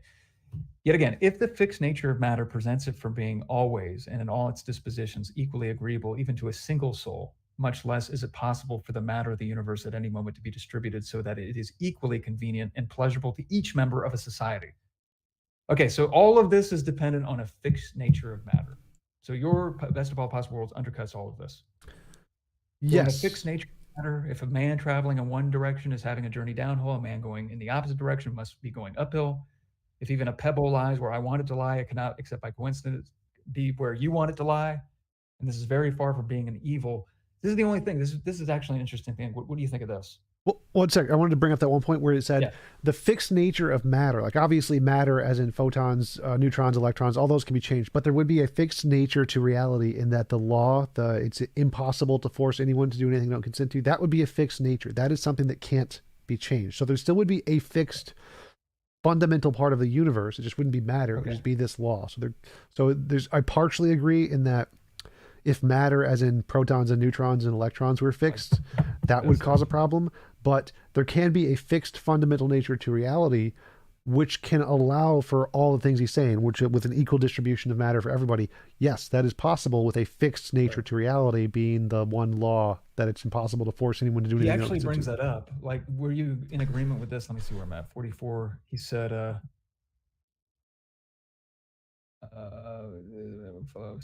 about matter. Where was it at?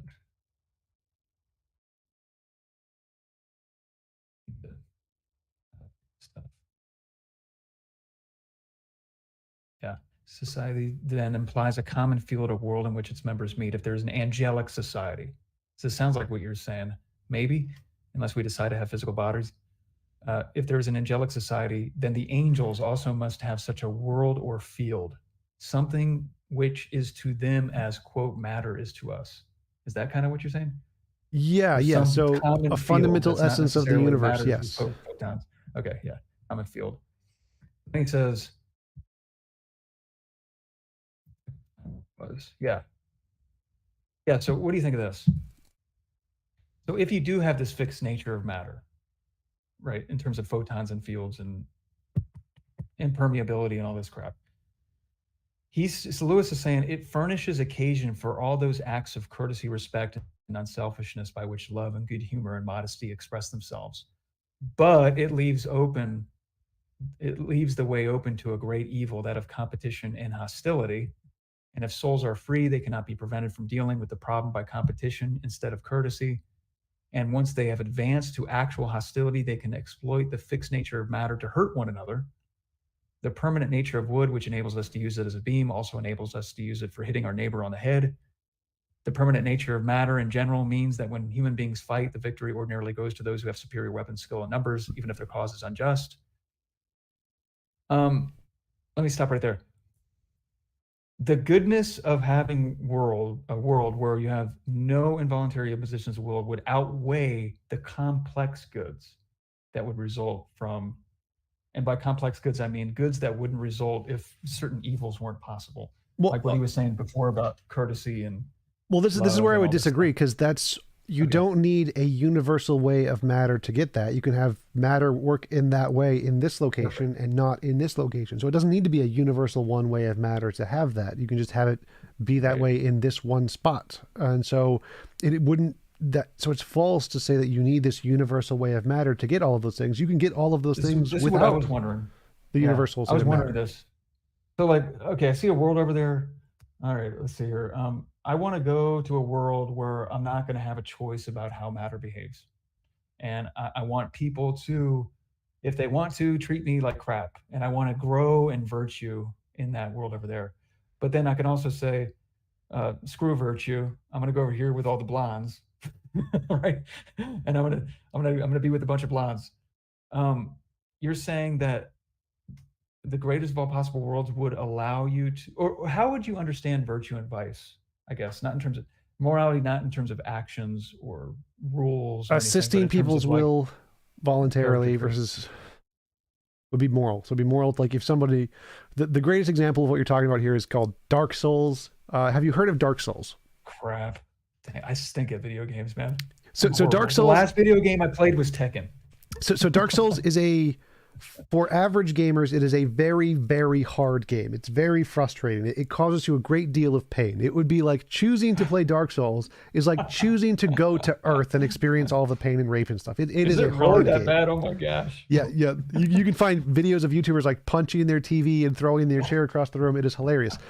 But it's it's one of the most popular games ever. It's a huge series. There's 5 of them. It's a massive game. It's like Call of Duty big. And it's all of that pain and suffering you're talking about. It's people choosing to go to the world of the pain and suffering rather than the hot blondes. People don't go to the super easy games with just porn games. They don't do that. They go to the hard games. They spend more time playing Dark Souls than they do looking at porn because they enjoy the challenge. And so, well, real blondes would be better than porn, but go ahead. Sorry. I've experienced both. I mean, it works the same. It's the same thing. I mean, it's like I play Dark Souls more than I do with blondes. So. Oh wow, that's amazing.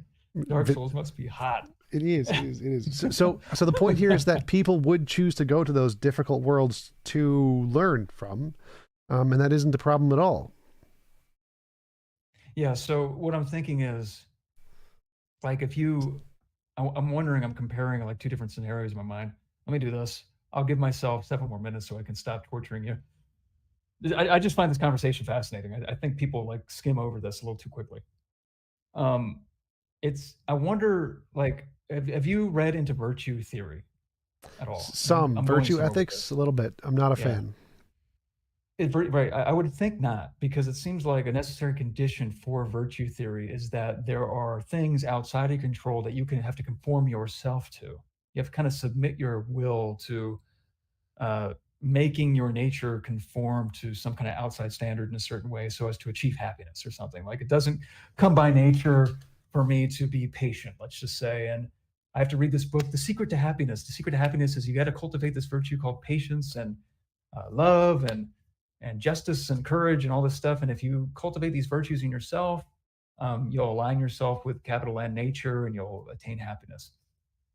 It seems to me that in your best of all possible worlds, you could say, look, I'm going to go to a world over there where I need to do that. right?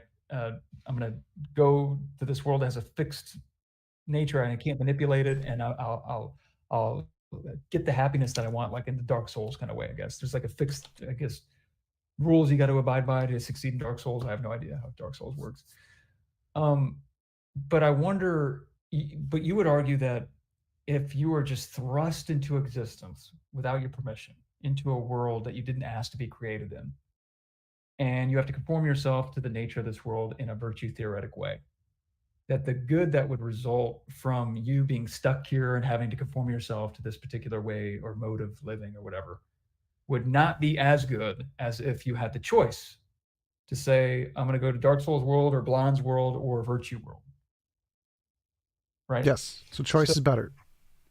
So would you say that if a virtue theory was kind of motivated, that would kind of undercut, like if virtue was the way to go, and the way to cultivate virtue would be to undermine this choice that you would have to go between worlds or whatever, that could be a way to falsify your theory? Like, is your theory open to falsification is what I'm asking. Well, sure. I mean, my testable predictions are false. That would falsify, but I don't know what you mean by the virtue thing. I don't understand. Can I ask you a question about that real quick? Sure. Like, not like your predictions are basically, will the world realize it, right? Like the world will realize the best of all possible. Well, no, my prediction is that aliens on other planets will follow the same pattern, that AIs will follow the same pattern, that we'll discover this pattern is universal across everywhere in the planet. Like everything in the universe that is intellectual, that has a certain level of intellectual ability and resources will follow its patterns. Right. But the fact that, but you would still say it's a conceptual truth in your imagination that the best of all possible world is a world in which there is no involuntary imposition of will, regardless of whether or not society like satisfies your prediction or whatever about it being realizing in the world or whatever. No, not exactly. So I'm saying that there's this literally there's a physical law, a physical emergent result of physical forces that produce this as effect. And so it's not just that our society is going to decide on this, that there's literally a physical law that's decided this. There's a law that decides it. Right. Okay. Yeah. Yeah, that's interesting. And then, I guess that's why natural theology is just so important. It has a lot of metaphysical consequences because, I mean, if God exists and God's necessary, then this world's impossible, right? Yep. Your best of all possible worlds would be impossible if God were necessary and God would, so this is like a key. So, I mean, I would agree with you. I would need to start arguing against these pathetic attempts at establishing the existence of God because it would be incompatible. But I mean, I definitely think that the way these natural theological projects interact with your project, though, and how they interact like dialectically, and how we got to get rid of that so we can buttress this and all that crap. Yeah, that was essentially like the reason I started my channel and started debating theology was because I wrote an epistemology and model of morality, and those I could contrast those very well to theology because they did essentially all the things I thought were wrong and bad, and that I tried to fix with my epistemology. And so, and since it had both a morality and an epistemology, and I can compare mine to both of those, and it could exemplify all of the things I didn't like, it was a good parody. But yeah, I think you're right that if I'm right about objective morality, and objective morality is any involuntary imposition of will, any God that implies involuntary impositions of will is necessarily immoral, and so he couldn't be perfectly good, and so there couldn't be a God. And you know what I would say? If your conception of this best possible world is possible, and it needs to get rid of God, then it's necessary. Yep. That's your ontological argument for your greatest possible world right there. Yep. So I got to say, this is why. I have a genuine intuition that is the case. So that's perfect. So then now we have to. So I would say this. I would say that, like the ontological argument I think is falsifiable if you do what I've heard you do before. You'll bring up the fact that the attributes are logically incoherent. I think that's a way to get rid of the ontological argument, because then it's not even possible, and then the God concept's impossible. Sure. But if your concept of best possible world is possible and coherent, and then I don't know if you want to make up a word called better, sorry, and fix the sense of better. So it would be better if it were necessarily the case.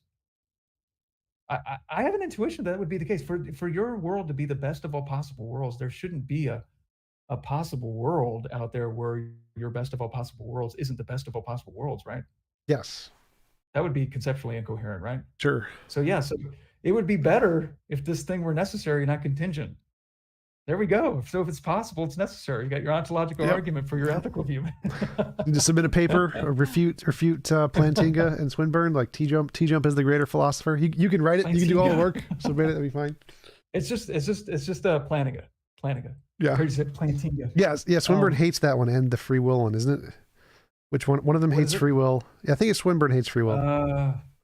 Swinburne has weird modal intuitions that we can't correct. Unfortunately, he's by himself. I think he doesn't believe in metaphysical possibility at all as a modal category. He just thinks it's retarded, but he's by himself. What was I also going to say? I wish I had more time to study this. This is a cool thing. I like imagination. I like literature and stuff. So this is actually really cool to think about. This could be like a good Black Mirror kind of episode, but with with not a bleak thing like what the show has, but maybe make it as good as possible to motivate it. Yeah, but I was reading this chapter and I was just like, this is like TJump would love it. Like he says, we can perhaps conceive of a world in which God corrected the results of this abuse of free will by his creatures at every moment, so that a wooden beam became soft as grass when it was used as a weapon, and the air refused to obey me if I attempted to set up in it the sound waves that carry lies or insults. This is like touching on things that you're bringing up. It's so interesting. But such a world would be one in which wrong actions were impossible, and in which therefore freedom of the will would be void. Maybe freedom of action, I would say. Nay, if the principle were carried out to its logical conclusion, evil thoughts would be impossible. For the cerebral matter which we use in thinking would refuse its task when we attempted to frame them. So you would use all of these thoughts that Lewis is having as motivation for accepting your view. Like all this sounds immoral. Well, I would disagree with a lot of what you said there. So I don't think thoughts aren't immoral. So no thoughts would be restricted here. The grass thing only applies. Restricted, though. What? If your thoughts were restricted though, without your permission? That'd be immoral. Yes, that'd be bad. Yeah, that would be bad. All matter in the neighborhood of a wicked man would be liable to undergo unpredictable alterations.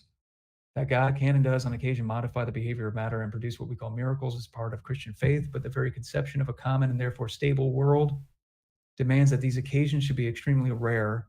In a game of chess, you make certain arbitrary concessions to your opponent, which stand to the ordinary rules of the game.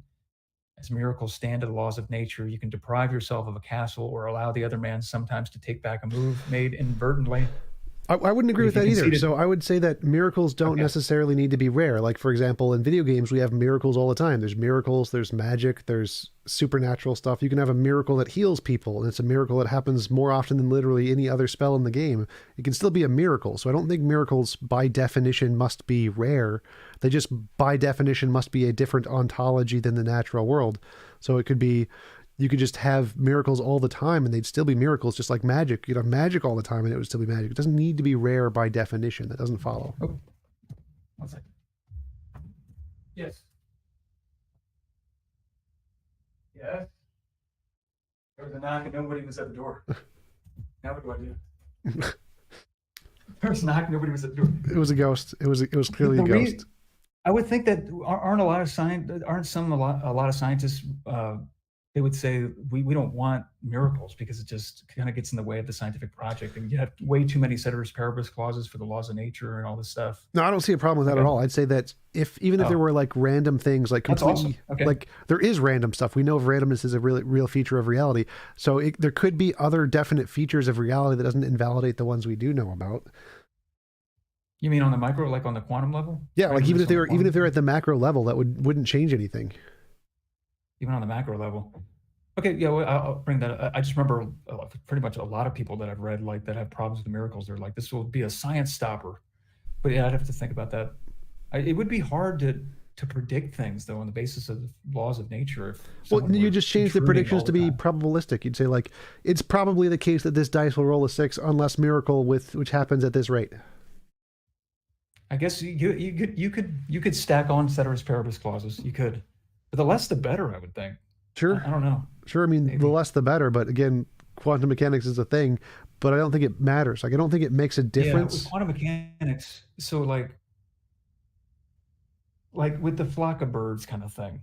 Like any one bird can do unpredictable things, but people can make like large scale predictive kind of calculations about Yeah, the thing as a whole. exactly. Like I think I'm okay with that. I'm okay with the random stuff happening on the quantum level Well, I think as long miracles as work the same way because you'd have some fundamental okay, nature to the thing causing the miracles, and so it would follow some kind of a pattern like a flock of birds. And so, as long as it wasn't, fundamental nature. Okay. And we would have epistemic access to this fundamental nature, well, that right? would be the miracles. The miracles and what they do would be the access.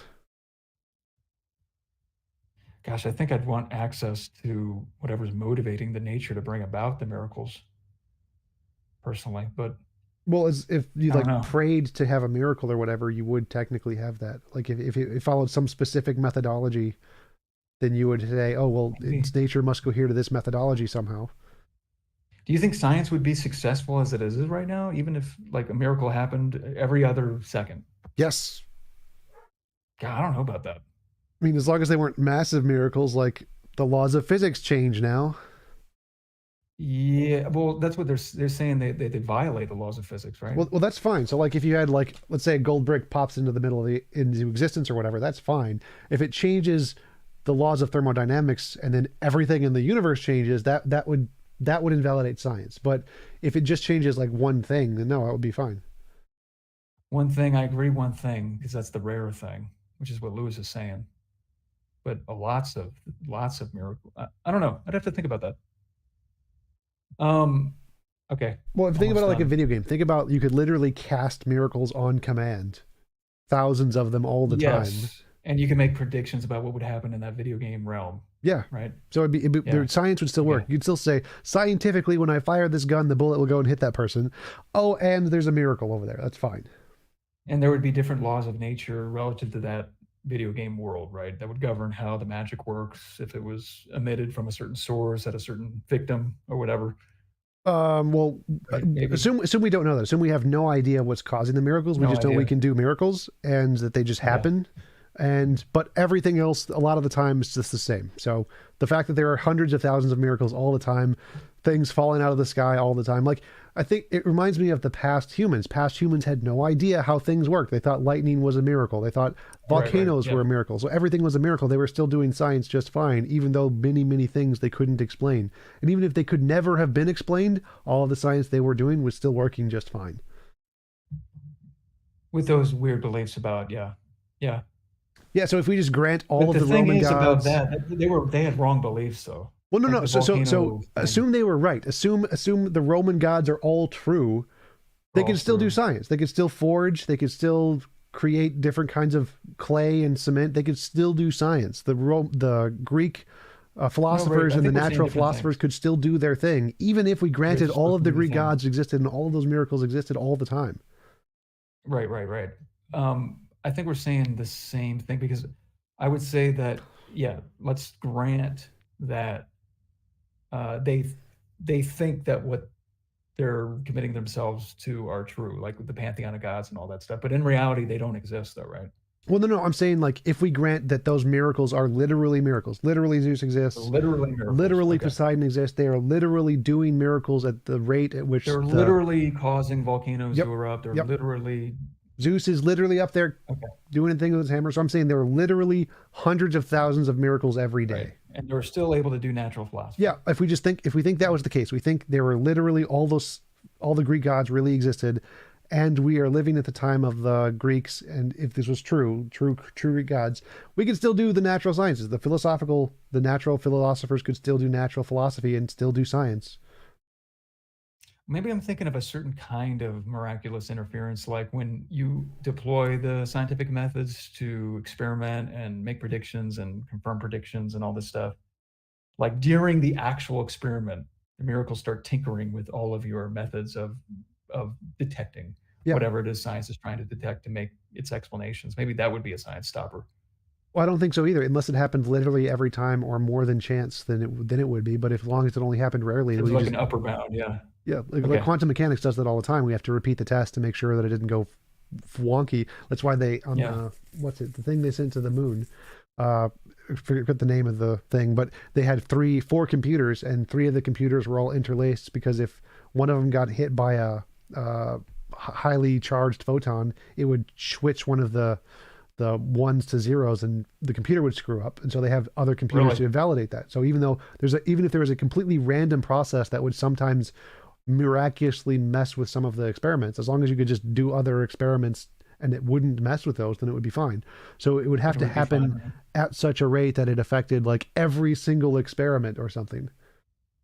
Yeah, so there's an upper bound. It would get to a certain point where science would be impossible. We get all this middle ground where it would still be fine. Yep. TJump, I love you. You're amazing.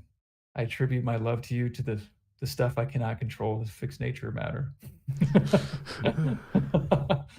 I'm really sorry that I had to intrude on your presence without your permission in this world as a whole, but we got whereby here, so we're going to simulate your best of all possible worlds. You need to apologize for the 6-hour slog I had to do through your rebuttal to my ontological. This is insane. Gosh, have I done the record? Is this like the Alex Jones, Joe Rogan thing where it's like 5 hours long? Yep. I bet we have like 2 viewers now. We've had over 100 the entire time. Oh, geez. Hello, everybody. I'm sorry I disappointed you guys. You guys are amazing. Live long and prosper. Oh, yeah. I have a YouTube channel. It's got 237 subscribers. Quality, not quantity, baby. Yeah, this was fun. Yeah, for sure. Let's do the. I was like all prepared for you to like just like attack me, and I was going to be like,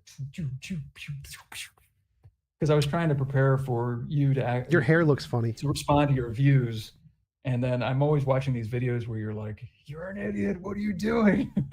Oh crap! Like the dumpster fires are like less than 10% of my content. Those are actually very fun to watch. I'm going to admit it. They get the most views. That is true. We should do a dumpster fire next. Yes. Screaming match. Voluntary dumpster fire. Voluntary dumpster. So we're not imposing on each other's will, and we're both just cooperatively lighting a dumpster on fire. Yes. Talking about my hair. Yes. One-sided cowlick. This is awful. Oh yeah. So I got a receding hairline on one side of my head. Right there. Doesn't do it right here. Does it right here. I cannot evenly cut my hair, so this part is actually lower than this part. This goes. It's like that. Well, I liked it better when you had a shave to the bone. Yeah. See the muscular features of your face. Yeah, hair works better with the blondes. Like I don't. Oh, that's awesome. But yeah, Asians are so much better than blondes. But I just want to say, I wish you well, man. Yep. Thanks for coming on. Really appreciate it. It was a fun conversation. And let me know about I'll stay in touch with you with the email thing. Yeah. Let me know about the partnership show thingy. We'll give it a shot. So. Okay.